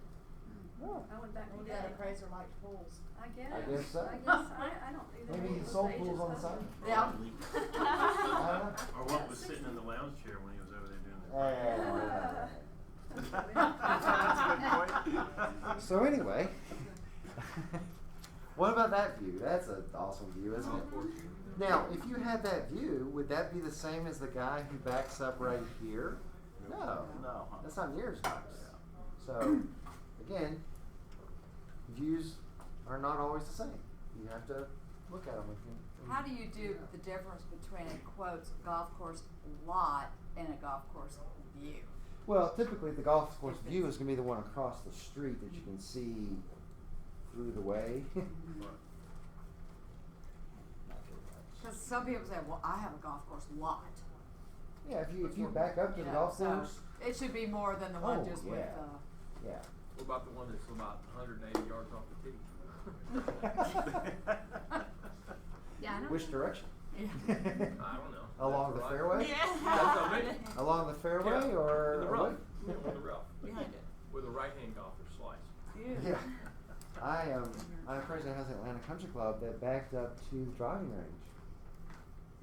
There's like pretty much no driving range there. Yeah, there's not much. Yeah. Yeah, and so it was, there wasn't, there's no advantage to live there. No, on and the it's driving not range. pretty. No, it's not. Not at all. So, yeah. So you wouldn't, well, I'm not gonna say you wouldn't market it as a golf course lot, but it's not really a golf course lot. All right, these houses are all on the same street, but they're different styles. Can anyone tell me? Well, first one, can you see that? Not really. Well, that's a colonial style house with a drive-under garage, right next door to Cape Cod. Tudor, yeah. That's a ranch. Colonial. Contemporary. All those are on the same street. So if you're going to list one of those or I'm going to appraise one of those, it'd be kind of hard to use those as comparables for each other. You couldn't use that contemporary as a comp for any of those others. Could you use a Cape Cod? Well, I know it can't be good to you, but could you use the Cape Cod as the comp for that? The colonial? Maybe. If you had to, they're both You two-story. could, but you're going to have to make a lot of adjustments because it's a lot smaller. Yeah, so. Alright, here's a picture of that split foyer on a slab. Again, if this part is finished just as nice as the rest of the house, then it's going to be included in that room count, it's going to be included in the square footage, things like that. If it's not, I'm going to treat it as a basement. Do you give more for a side entry garage I than do. a front entry? Yeah. Again, typical buyer. Right. Yeah. So often a front entry garage, that's kind of what you see a lot of times, not always, but that tends to be the part of the structure you notice. So, all right, here's that A-frame up on the lake. What style is that? Federal? Well, European. More Yeah. European. Yeah. European's kind of a catch-all. Isn't it? Usually, if you're not sure what it is, you call it European. What is that? Shipping container. Yeah. Well, it looks like it, but it's not. Yeah. Right. It's actually a good bit bigger There are than the two shipping in Atlanta container. somewhere. Yeah. Yeah. Yeah. There's Um, a few. There's a house like that near Chastain. On Yeah. Marietta Street. Wait, Yeah. is that, are those Yeah. attached to each other? Is it modular These though? two? Yeah. No. Oh. As a matter of fact, one of those used to sit right here. They tore down that bungalow. Now, if this house closed, in the last 90 days or whatever, could I use it as a comp for this? No. Even though it's next door. It's, What are you gonna come with that? well, in that case, this is not just contemporary, that's ultra contemporary. It's like postmodern. And so, or postmodern, your search parameters go from here to here.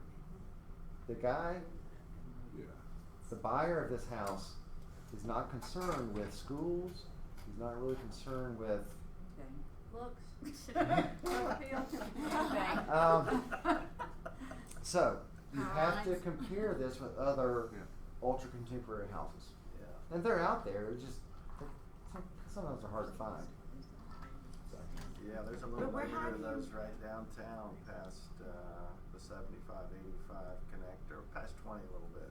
There's about 20 of them, just like that. Yep. How are you finding comps for postmodern? Or like where are you putting in to search for postmodern? Well, I would try Inside to the search perimeter? for a keyword, postmodern. But then you're depending on our Well, yeah, agents to put it in yeah, there. and usually I don't find a whole lot. In a case like this, I would probably put in contemporary, and then start looking through what I get. Yeah. Now, the contemporary that's cedar siding with the odd angles and all that, that's not a comp for this.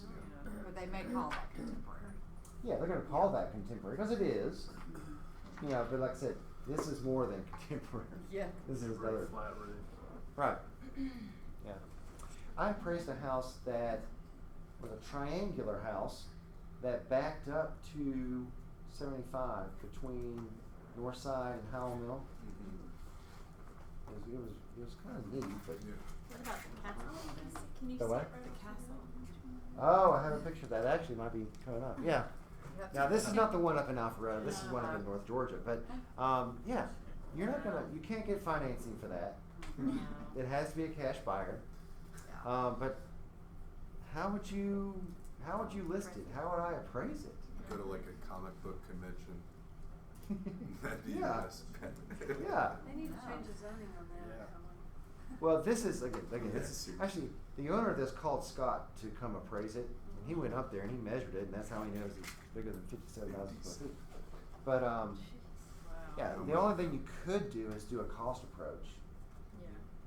Yeah. And then it's just with it. I mean, the bank's not gonna. No. No, you're not getting financing for that. You might get something for it, but it wouldn't get much. Or wouldn't do any fancy. No. All right, what's odd about this house? Where's the front door? Below. Way down. Yeah, it's below grade. It's in the basement. That's weird. Yeah. That is weird. I've never seen that.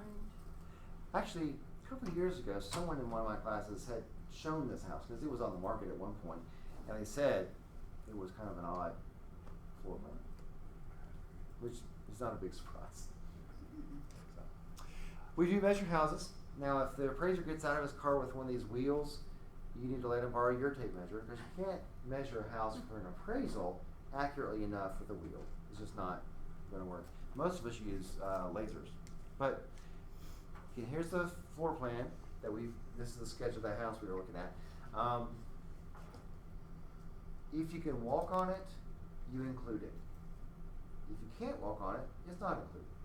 Like open areas on the second floor, we don't include that. We do include the stairs on both floors, but not the open area. We don't include the garage in the square footage. We include it in the sketch, but not in the square footage. Bay windows, we don't include fireplaces in the square footage. We go back, then we add the decks and the porches and put the garage in there too. So that shows you how to measure a bay window in case you wanted to know. If you do, I'll be glad to see. You want to see this? This is what I was talking about, that 8-foot ceiling height. Now, let's say you have the slope ceiling like this. I'm only going to include that area that's above 5 feet. Now, obviously, this ceiling is not 8 feet tall, but I'm going to include it down to 5 feet. Over here, there's a knee wall that's at 5 feet, so that's easy. But anything that's below 5 feet, I don't include. Because this space right here is not very functional. Does that make sense, everybody? You look perplexed. That adds 6 feet on either side. 6 inches. Oh, 6 inches on either, oh, Yeah, sorry, 6. that's because, and I forgot Yeah. to say this, on single family homes, we measure outside wall to outside wall, because that's what you own. Now, this floor is on the second floor, okay? And this is not an outside wall, but here's 5 feet, and I'm gonna add 6 inches, assuming that there would be an outside. I'm going to include the framing, because you own that. Now, you might say, yeah, but I own this too, but that's not functional space. Did you just say you take away 6 inches when you measure the exterior of the property?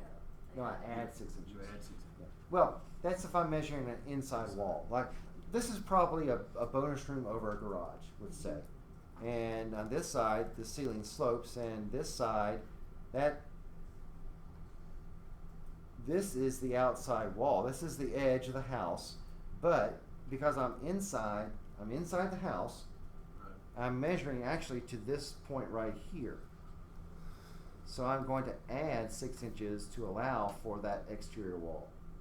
Is it like a dormer, if there's a dormer or something like that, that's gonna alter the layout of your wall? But I guess where I say, you're adding 6 inches on each side to accommodate the width of a wall.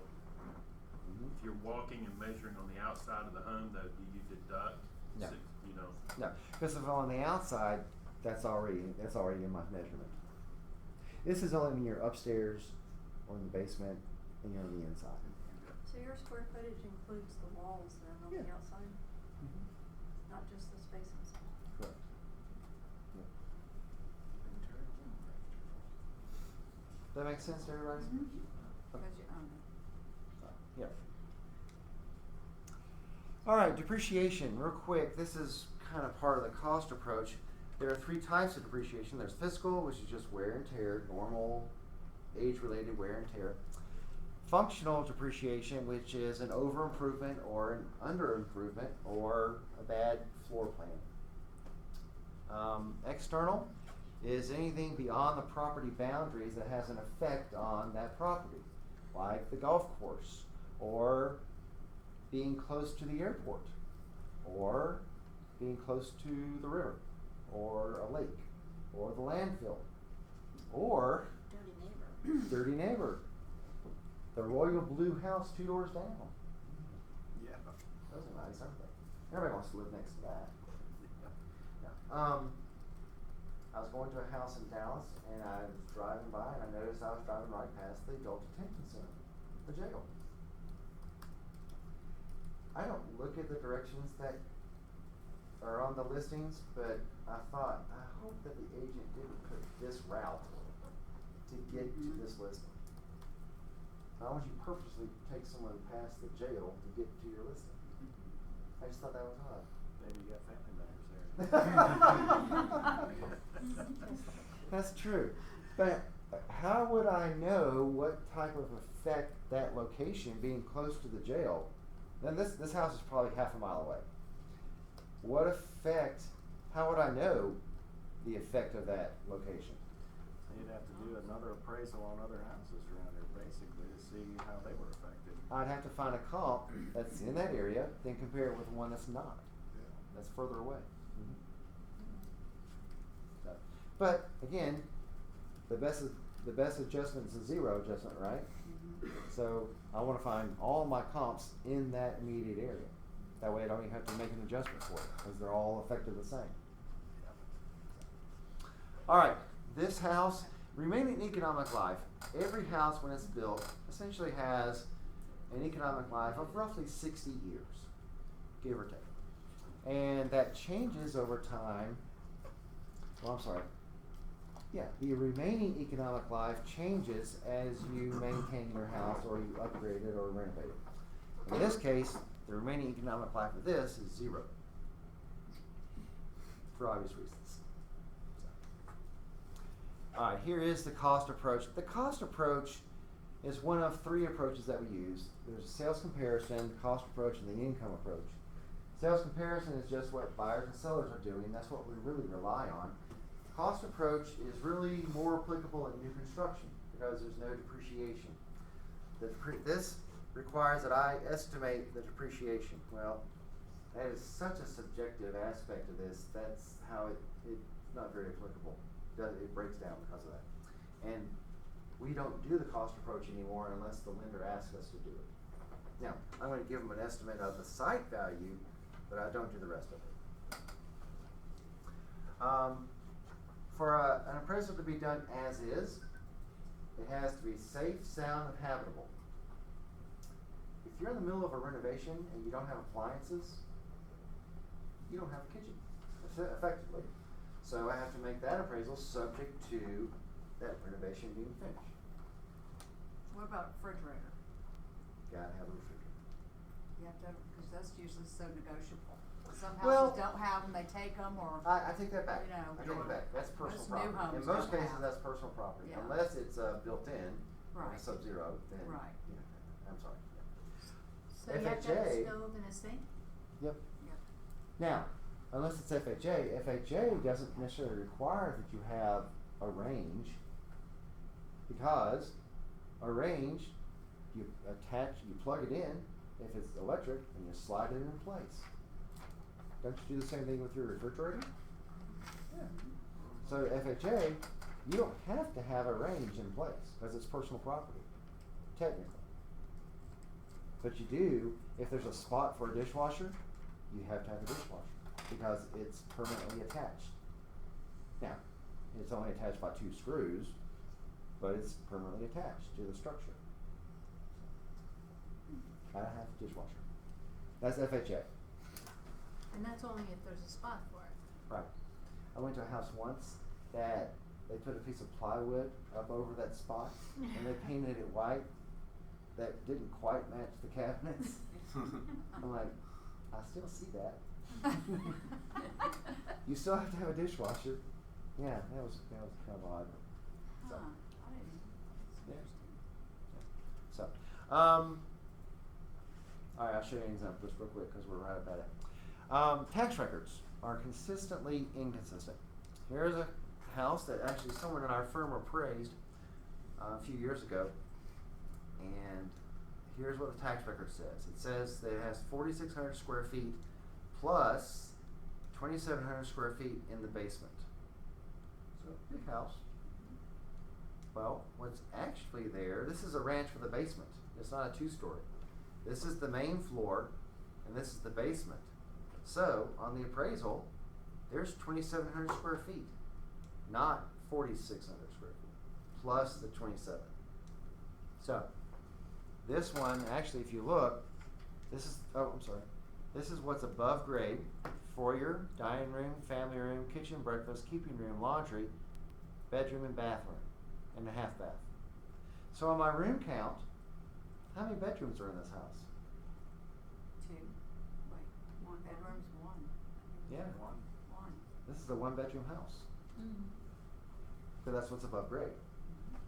This, and you run into this every once in a while where some people call it an inverted ranch, or inverted 2-story rather, or an executive style ranch where the main floor, there's only 1 floor above grade, and this usually has the master suite and the kitchen and all that, but everything else is downstairs.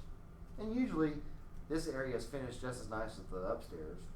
So, but you gotta find a comp that's also a 1-bedroom house. Like the one we did in Decatur, where they had taken the second bathroom and made it an office. The only remaining bathroom was the ensuite and the master, and it disallowed every other bedroom. Yeah, yeah, because they, So they're, because they're working back there. right, so they shot themselves in the foot. So. That's about all we have time for. I appreciate y'all being here today. I do want you to fill this out if you would, please. Does anyone have any questions?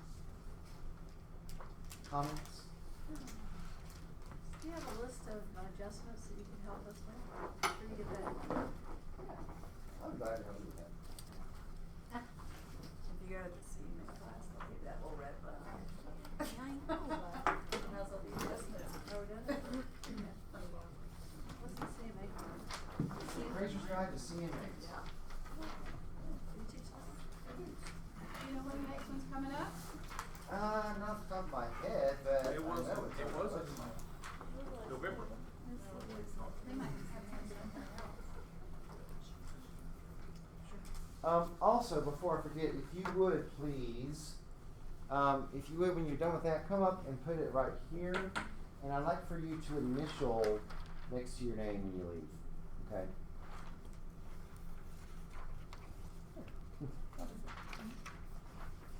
On the left side? Yeah. Yes, please.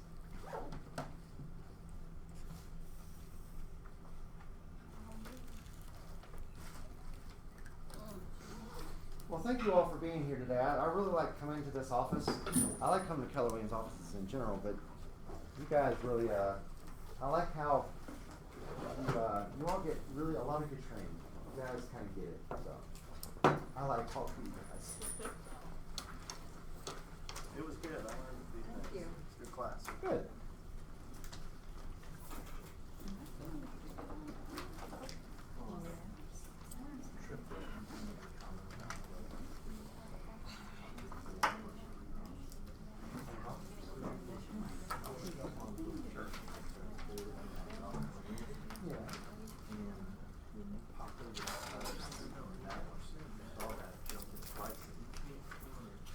Yeah, Still not. yeah, because what you were saying is that it was on the golf course.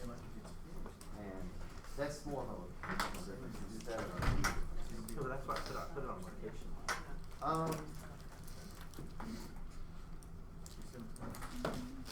If you don't put it there, where would you go back? well, I would probably. This is yours? No, I was just gonna use it. Oh, okay. I was like, comment on it. Because what's gonna happen is they're gonna pull it up and they're gonna look at the aerial view and they're gonna say, this isn't back to the golf course. So, I would go off golf course, I would make it a superior location, call it that. But then explain. On the comments.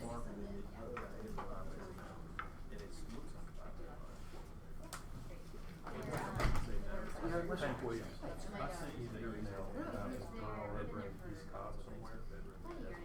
She was either in Marietta or I don't know, I can't remember the East Coast. She said, the listing that I have over here is with the townhome. This guy's daughter is really good friends with a girl. You know, like 400 doors in the back, so recent doors for one master. She said, before we moved to the house, she wanted that house. But I didn't know if you had heard from that lady. Her name was Amanda. I think her name is Neighbors. Her name, I can't remember her last name. I remember your email. I know, it's unbelievable. I think you're asking. Go back to my emails. They're burnt out by the time they're now Off the top of my head, that's not the email I got. Well, what I was about to tell you, the girl who was visiting, the house next door, also lives in this fire. She's in Denver. She was trying to chase her and the girl was just down there. And the big bedroom is downstairs. It doesn't go back. It's the most. I think I'm gonna get like this. Wow. Yeah. Right. However, So why I they do took that amount to some. Yeah. I'll try and track it. Because with my No, daughter, she left. So this, I've got a list of when her daughter left. got my personal page, you know. Yeah. They're trying to make me, apparently she has two brothers, she has two siblings. Yeah. And they're all trying to figure out what to do, how to do it. That's coming back to me now. I need to. I'm gonna go back and find your email. That'll kind of spur. Yeah, my little cousin does, and I really want to go to her, but she lives in Chicago, so it's like I would have to fly to Chicago. But she's like a master. She's like a big girl. Amanda was the first one. I don't go to Chicago till like March actually, but I could take a little quick little flight. It was Who my did daughter. you- So I'm freaking out, and I don't know what's coming. I'm in day 9. All this stuff's in down in Florida. She's obviously bought it about 4 years ago. Okay. So anyway, he recently got his own appraisal. My daughter knows this girl. Trying to Want you to sell mine? get some Yeah. leverage. Once the leverage is 20% across the board, and get him some cash flow. So we had an appraisal knowing that I'll follow up on that. came back very favorable. I'll definitely follow up on it. We're cautiously optimistic that there's going to be too far off the mark. We gave our guy, and And then see you have 5 corner door. Wouldn't matter if you're trying to save Okay. house, trying And now we're to, in One day next door nine. to do it anyways. Is a And range. I was Zero like, direction, just say, here's all the information. What's the maximum variance you guys see? Like how much? It's gonna show. Because I want to give the top guy, because he hasn't seen it yet, he's gonna see it Right. today, he's gonna be over the moon. But you're gonna We get the want to value of temper the it, base. because the guy's bedroom. more than It double may his not money, necessarily be according to the one we 100%, got. but it may be an 85, 90. Right. So yeah, and then he could use that next door as an appraisal. All good. Thank you very much. Good luck with that advisor. See, yeah, so it's just kind of how it's finished. I'm gonna ask you a question.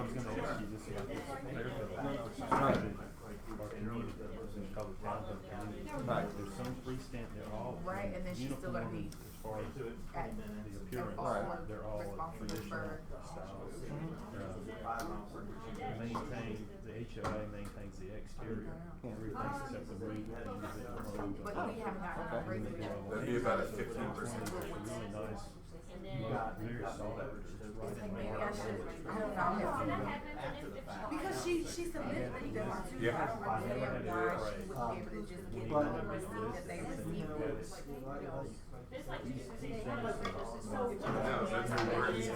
A year ago, that's when I said, well, look, we need to have an inspector first of all. Because when you sell, the last thing was, they're gonna send somebody in. I'm freaking out, like, I don't wanna be, I don't wanna even, now I just lost my earnest money and all this other stuff, and I'm just like, yeah, he has got my fault. Let's do this inspection. It would be my fault, because that's why he didn't have to work. I feel like he hadn't been like, It's just all worth the it. documents like they needed. One of them across the way, so this is. Oh, wow. Right, yeah. There's just nothing in there. I could hold you to it. One sold for $5. Yeah, absolutely. Well, I would, I would assume that No, he was. 385. We're listed, Yeah. we had it at 4. So it is good that we got it done. Well, I'm not gonna use one that's 2 years old. And when did the other one sell? Was it the last? But it was not in I wouldn't use that either. It's too old. Now, I would look just to see, but when you see such a wide range, Right, and that's what the problem is can't right really now. use that. So, but from there, I'm gonna go out into Dunwoody, try to find other townhomes that are similar in age. And where were these built? 80s? 83. Okay. I'm gonna look for every townhouse I can find that was built prior to 2000 initially, and then if I need to, I'm gonna pare it down from there. No, Yes, that's work back fantastic. from So there. it's But actually some of that other townhomes, some of there's it's really big So what townhomes. I'm within thinking the now, downtown I don't hear area. anything. Some of it's So, As far as now, granted, these were new, One day, but maybe I can sit in and that's how I approach it. You know, everything built prior to 2000, regardless of price or anything like that, just to see what's out there. Then And not too there's much. nothing. The fact that they can't You or get any other Variance in appraiser my comes mind, into there this could community, possibly be you're not gonna, concert I mean, nothing in the area, a lot of sold land, some recently. in the So, area. so you're gonna have to go outside. There's not that many And depending on how you do that, with like will interpretation. kind of dictate Space that looks like where you list it, but then pretty whether cut or and not dry. it's Here's the land. Here's what it's selling for. You know, because if you now go, I'm After starting to they think go I to should the have had appraisal appraisal process, done instead of the inspection. well, if you go too far away and get stuff that are really big and nice and all that, but if you ignore the ones that are closer by that may not be quite as nice, well, I mean, you gotta consider those because a potential buyer would. Now, they may not choose that. You know, they might want to buy yours because yours might be nicer. No reason. But they're going to look at those and then in their mind compare it to this, and then in their mind, well, how much more am I willing to pay for this nicer one than the one that's not on Yeah, here? so we do mixed like use. the end of my. But location is going to start really going to be important for you. 'Cause that's, This is right near that little shops that done with them. You can Yeah. walk to it. yeah. I drove right by there yesterday. Chamblee Dunwoody Road, and then Robert, I think Robert is right there on the Yep. corner. I think that's Robert's. Fairfield's is right in the middle, Yeah. right of that intersection. Yeah. Yeah. Great location. Well, I heard, Yeah. Not a lot of it. But I'll find out, if No, I can it's find in out here more about it. somewhere. We're done. Okay. Oh, it's, And I'll look it's through my one of our last emails. items. like equity guy that basically that got. My financial. Here's my own little comp report. It's not. It shouldn't be that far off. Yeah, I remember getting an email. I try to make mine a little bit. Because I showed my I wife. thought I said, hey, everything I was got an like email from in you. place when we put it on here, you know what I'm saying? We're just worried that he's gonna see that today, taking it to the hospital, running into the bank laughing. I know. We started private timber back in. I have, but You go ahead and shop your pretty much not pushing everybody else.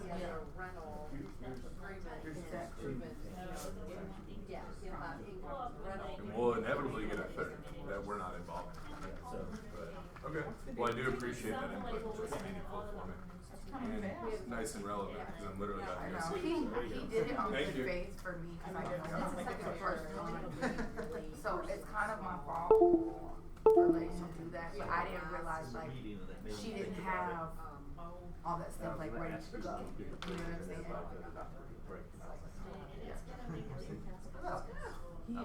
It'll pop in my head when I get back. Okay. I kept opening up these reports and they kept crashing. She said, well, we found, Habitability said that they got enough information, so we didn't, nobody had to send more information about the crashes. Oh. That's what they were trying to do. Oh, Yeah. kind of. And he told me that like, Yeah. so like she submitted What you're her doing tax tonight. return, Yeah. So I guess. the homeowner's insurance, quote, but he's like, well, I need to receive that I actually received it. I think All we'll right. figure it out soon. Because she basically had two times that could take that. Have a great day. All right, thank you so much. How much adjustment do you do for under garage? Oh. They submit a document to us and he said it's not this. And what about that also? Does that make sense? Like, we submit a document, it needs to be the right document. Yeah. Compared to Hardy Plank? Compared to a And then brick. the underwriter Oh, Hardy has Brick, oh gosh. 48 hours. Well, we're compared to Hardy, so let's do it. Well, Let's okay. make it simple. So you Mason want I that compared to side, Hardy Plank Exactly. is 5,000 That's what I'm saying, size. it's fucking Thursday, Hardy freaking Plank, out. Masonite to But that was Forsyth her. Brick, She had, probably 10,000 a side. but literally, That's for almost her, apples and for oranges. him to It's so afford different. and hadn't, That's Had Because the all that person stuff. who's gonna buy that brick house isn't looking at that Masonite house, they're not gonna look at it. cause he doesn't care, it's not gonna, you know what I mean, he eventually will put it on. I did, I was looking for brick and I ended up with masonite and I had to replace all the siding because it was Yeah. that office stuff. That was 15 years ago. Thank gosh Yeah. that's done. Yeah. Okay, thank you so much. Sure. Thank you. Just real quick. That's really good. This is the Okay, activity. so within- I'll have them, I'll just get their legal names and have, and they'll work for their, Tell them it's all this is coming. they don't care either way, I said, I don't know how much, I'll just tell you, Yeah. I'll say, I'll email you, I'm not I gonna don't know how much credence. Well, one thing You that can say kind what? of is, and looking at this, you know, the affiliate. you see that in, I figured I'd get that you're stuff welcome. straight and then. In 14, you had sales 390 to 410, 385, 4 to 410. In 15, they ranged from 385 to 506. So the low end stayed the same. There was one that pushed the envelope and they got it Right. Somehow they Which lose is somewhere in between. Yeah, I would. How does this one, You know, when get it's out all compared to the one you have listed as far as Right. solution and quality? went It's and gas got it. down. larger. He's Yeah, the owner of the that's, company that was in Switzerland to also sign a buyer's agreement. So I just thought it was getting really, really Went to the weird builder and. and said, I want 2 more additional square, I want to come out of this wall, Yeah. raise our feet, and that. So then So it it's was just, bigger. it's just larger, yeah. Right. But same quality, same upgrades and all that. Yeah, and it's extremely, when it's where everything's kind of Well, definitely. homogeneous or whatever, everything looks Recently have buyers. very and they said, similar. oh, you know, we're Oh. gonna Brick is all the same. house and You get everything. everything And I done, said, that's okay. exterior Just- has to be. In case I take the wife out, I just wanna make sure that everybody knows that I'm representing. Really kind I of. didn't make a big deal. Oh, That's all right. I just, They're this is kind of perfectly making clear it about it. easy. And then, It will appraise at 420, even 425. I don't know, Hank. I think with, these, now granted they are, It just- It's a strip. $390. I have a little sheet in my bed. It's hard to see. Well, they say Yeah, I you would do that think. instead of talking, I would turning think all that the way would be through, the you won't case. forget that. That's right, Just just write write- down really. This is definitely one you want to meet the appraiser Then you have to make and sure give them, hey, here's what I think you're doing. Yeah, seriously. I know this is a challenge, here's what I did, That's here's what okay. I'm I get looking phone at, calls here's all some the of time, the like, closed sales okay, that where's the occurred in the pen? last I'm 6 like, months, let's say. This is the best thing. And just No. give What's back, that from? go from there, that's. This would also be the impetus to look outside, because there's not much activity here. Oh, yeah. It's an app. Talking to the Put it on your appraiser. phone. And I'm also looking for Laptop, one of whatever. the Forsyth three Attach one of townhomes, these. two-story or something, very similar, that's where we're Or you can find your key. And likewise. So, Thank let me know if you you. have any Good questions. stuff, I appreciate it. Because it drives me bananas. No, They can't find their phones, actually. well, this is what you can do. You can do it. Right, I can go hold on that, and even if this one turns off, it will make me Okay. wake up. And you know why I do it? Sometimes I leave it like this on a book. Yeah, right. Or And you my can't see. bed and I can't see it, Right, I'm going right. crazy. Okay. So it's one Tile. tile and it's Okay. great. Tile. Okay, Um, I'm gonna go do that's some good. stuff. Look at that, that's a good. I don't think it's one. Well, that's not my appointments, that's like everything, that's my hammer system, that I can't do. Oh, I gotta go. She gets so busy, don't you even send me? I don't, I go to Tina, and I thought I'd call you. Oh, but in the same, yeah. Yeah, yeah. And I She's just easier to make get it. hold of. So, Kyle, I'm a Central girl. My husband got me this for my birthday last year. And then for Christmas, my brother got 4 of them and sent them to the whole family. Like, so much. So my husband, we can buy them online, but you can go to, Oh, maybe Amazon back and forth, so I would use one and then one So, for miniature girls. we still that have would an be extra, great. but my, you could put it on, for instance, if there's something else that's important, Yeah. I can attach it to it, but these are the 2 things. So it's just, Marty just got me, Alexa, whatever, Alexa, set an alarm, that little thing that sells over at Amazon, that little, and it says, Alexa, play the Beach Boys, and she pulls it off Spotify, she sets an alarm, you can ask her what the weather is. here, a tile. See? Ah, okay. So, watch this. Alright. I know. It says they're nearby. Oh, So I can put it on my, if I can't find this, and I Oh, can't so find this, awesome. I can put it on my, you can put it on your laptop. laptop or iPad. I like that. I like that. Okay, I'll just spill water, so I'll see if there's. Oh, well, anyway. Oh, there's fun stuff. I got my packet planner, my new one Pom-poms? for this year, and look at, talk about still, old copy all over. Oh, I know. With your lovely, I thought, I'm not gonna get one because, I got it and I don't use it. I can't write it and I can't write stuff, so I'm not gonna get one. I don't use it as much, but next year I'm gonna do that, cause it's so thick. And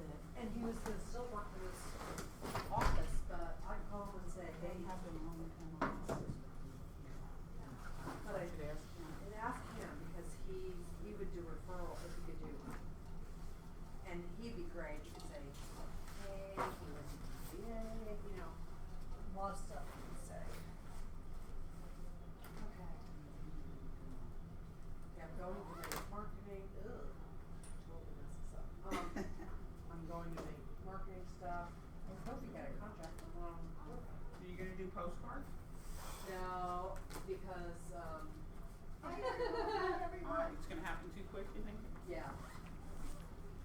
Well, we haven't done that, we just listed it like yesterday, or 2 days ago. No, yesterday. And she came through the sister. What about, yeah, then appraisals. Okay. Alright. Oh, yeah, I'm actually be here. How long have you been here the last two? Oh, I haven't been here, what, 6 months? No, I saw you a while ago. I saw you. It's time for me to be here. I saw you.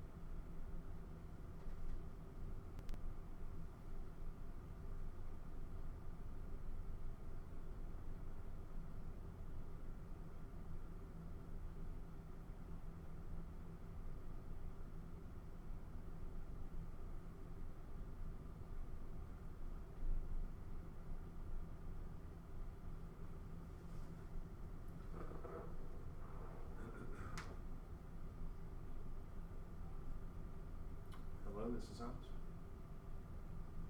Hello, Mrs. Holmes? Oh, hey, how are you? I am. I meant to tell that in the message. I'm so sorry. Okay, thank you.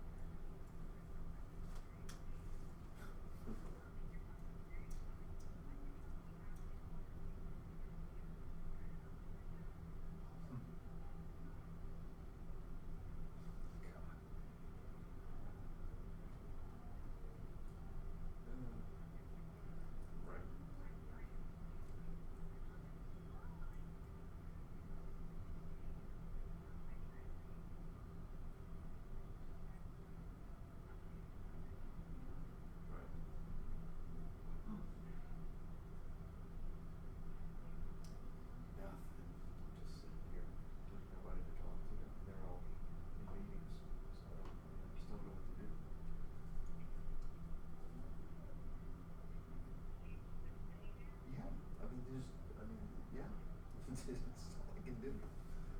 Maybe messing around with the computer a little bit, but yeah, I can't. You know, they're contract questions, so nothing I can Google or.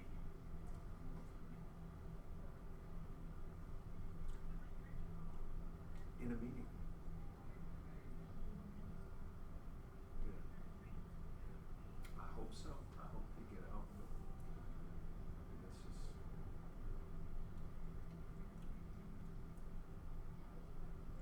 I was calling to see what your schedule is tomorrow, cause it looks like I'm gonna have to come back up there tomorrow.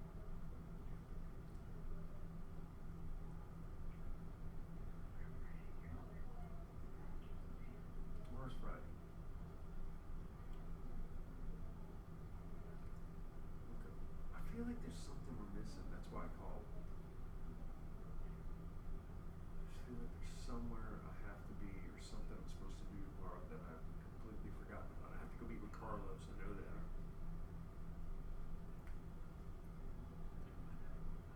Mm-hmm.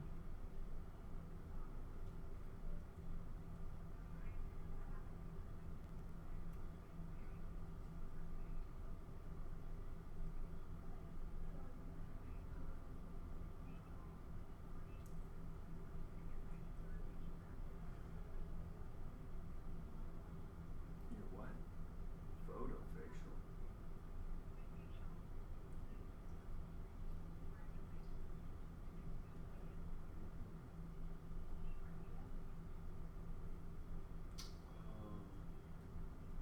Hold on.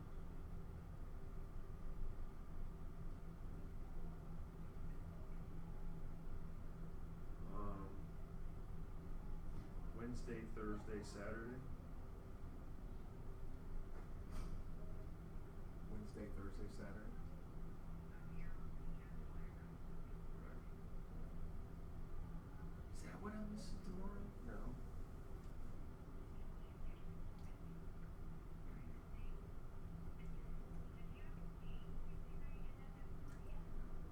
Yep. The game in the park. 6:30, I think.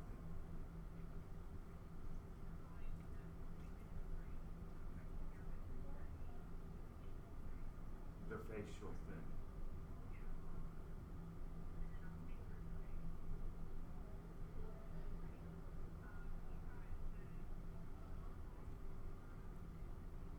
German.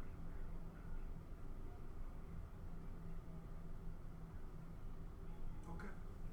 Alright. Well, I'm gonna walk by here one more time, and then I'm gonna head out of here. I think this is just pointless. Yeah, if there's anybody here. There's no.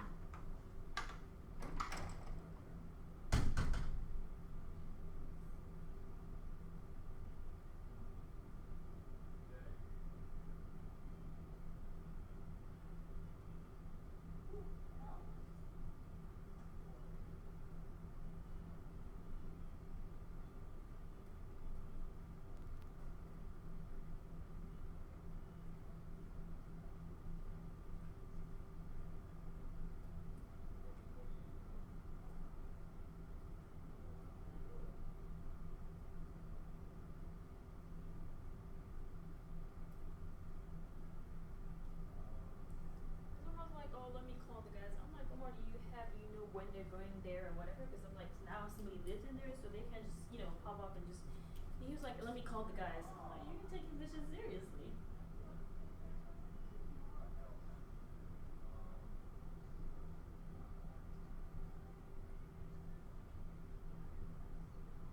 Yeah, that doesn't have to be at all.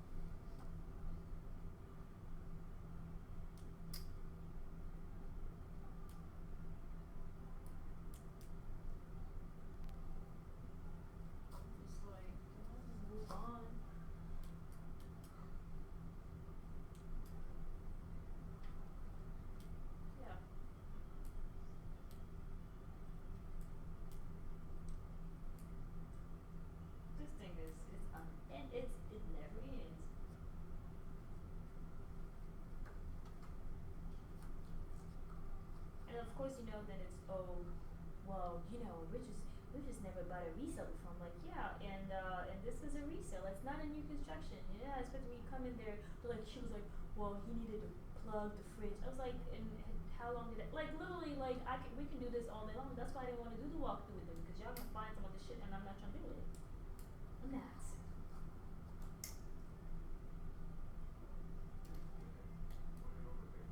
Well, absolutely. Somebody that didn't do their job, and I get it. And I'm literally at this point, I'm like, hey, what amount? What do you? Yeah, what did the doors cost? Well, let's just give a dollar amount. Mail that check, because I swear to God, I'm not driving out there to deal with these people because they're so passive. They're just borderline because then you're gonna be like, well, maybe then it's gonna be on me. I didn't do a good job because I was both agents. Like that's literally what it's gonna come to. It's what's coming to already.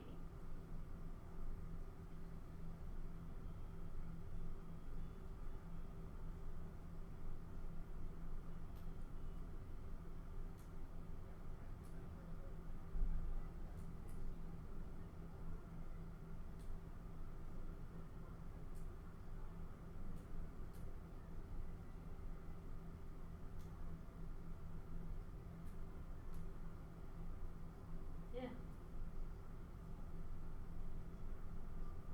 Absolutely.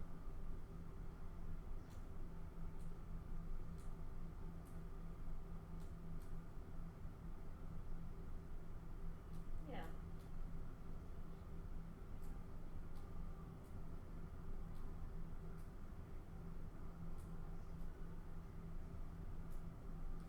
Well, it doesn't, because then y'all coming, well, you bought the property. I'm like, there's nothing we can do about that. You didn't do an inspection, so of course when I told her that, she's like, well, you're saying it's your fault. I'm like, well, you waived your inspection right, so now it's pretty much, it's gonna be on you guys.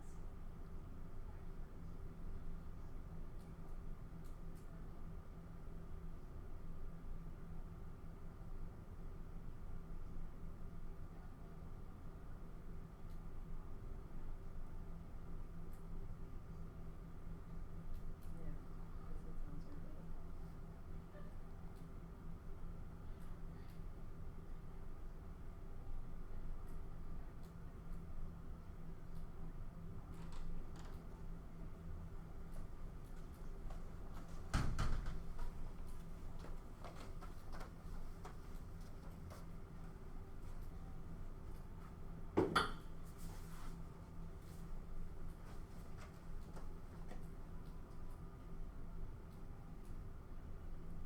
Because y'all act like you didn't walk this property.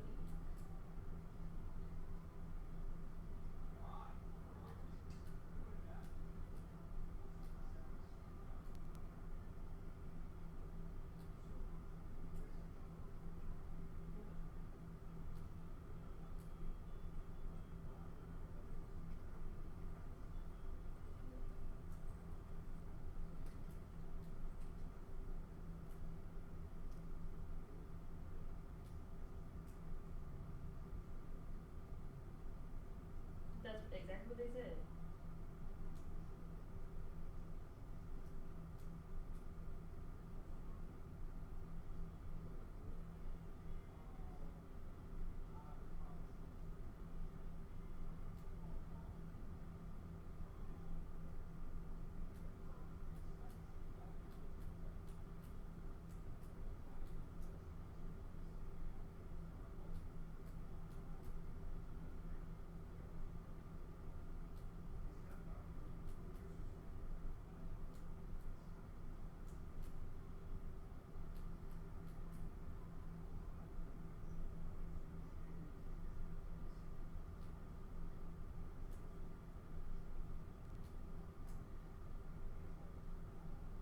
And it was working.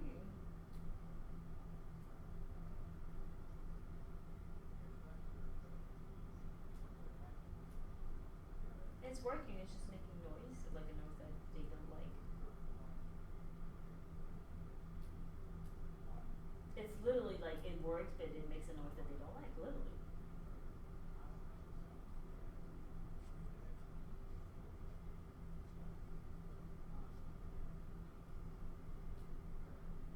It's not about them not knowing to do it, because I'm pretty sure they can do it. They're mad their thing, they're taking, oh, we bought this thing for more than the appraisal, you should come in here and have nothing to do, and I plug one plug into the and I'm listening like, really?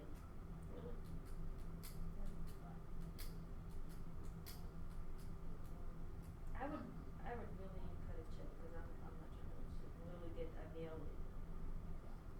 Yeah. No, absolutely.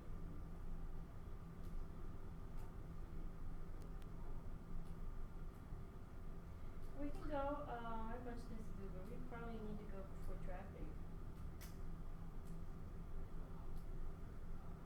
Okay. Alright, good. Alright. She did not. So I'm about to try again. I texted her. So I'm about to text her again, like, hey, we're trying to move this thing. So she may be just busy. Cause I texted her this morning in class, so I'll put it in. Okay.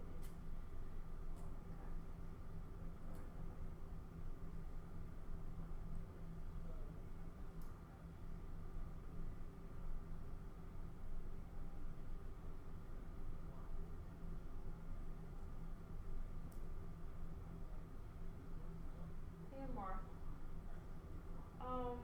Did you, so what's going on? Cause,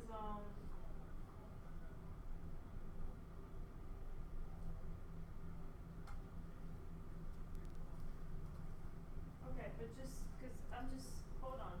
Cause this is what's gonna happen, Omar. And I'm just being very clear with you.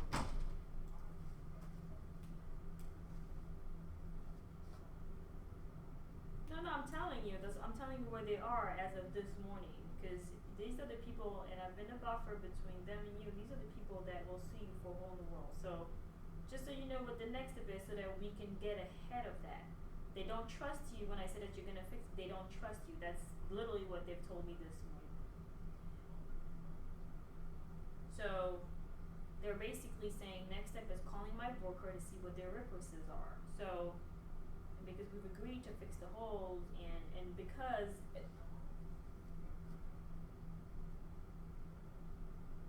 it's not a problem, but it needs to be done. So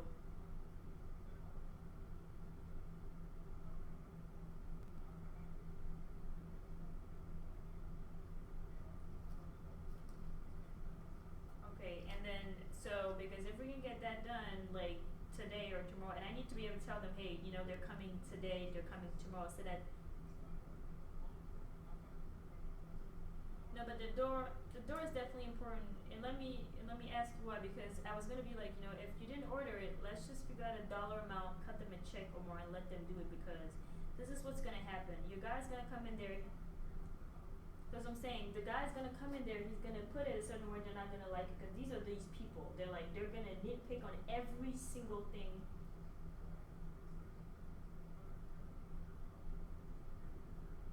But you have ordered, they're not gonna want just the price of the door, but they're gonna want the labor money, and then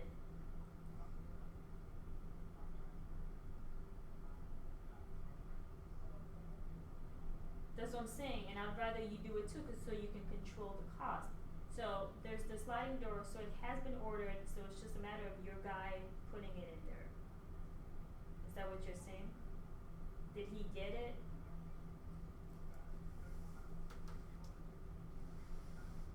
So another thing, please, the last thing, hopefully, and then everybody can move forward from this, because trust me, it doesn't make me happy to have to talk to these people every single day, and then they're threatening to call my broker. When the glass door fell, it chipped the bathtub. We're gonna have to fix that too.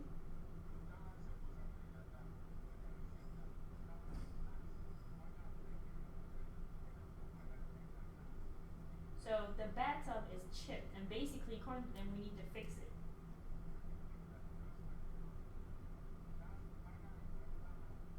They will literally, okay, Omar.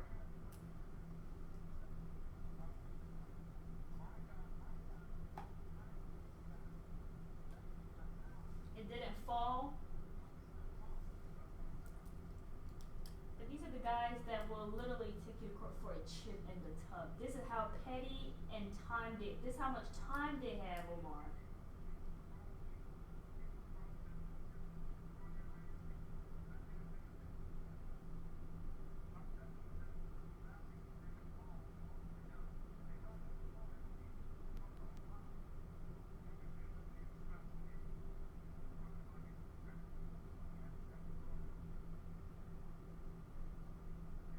What they're trying to do, because what they're trying to do now, basically, is they're asking their.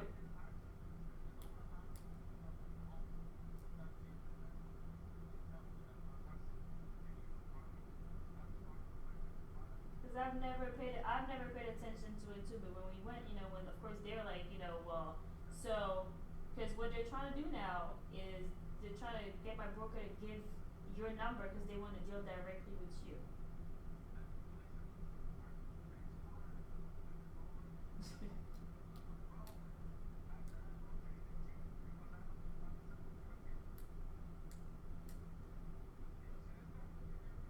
I know I understand that, and they're ridiculous, but there's those people, and I don't.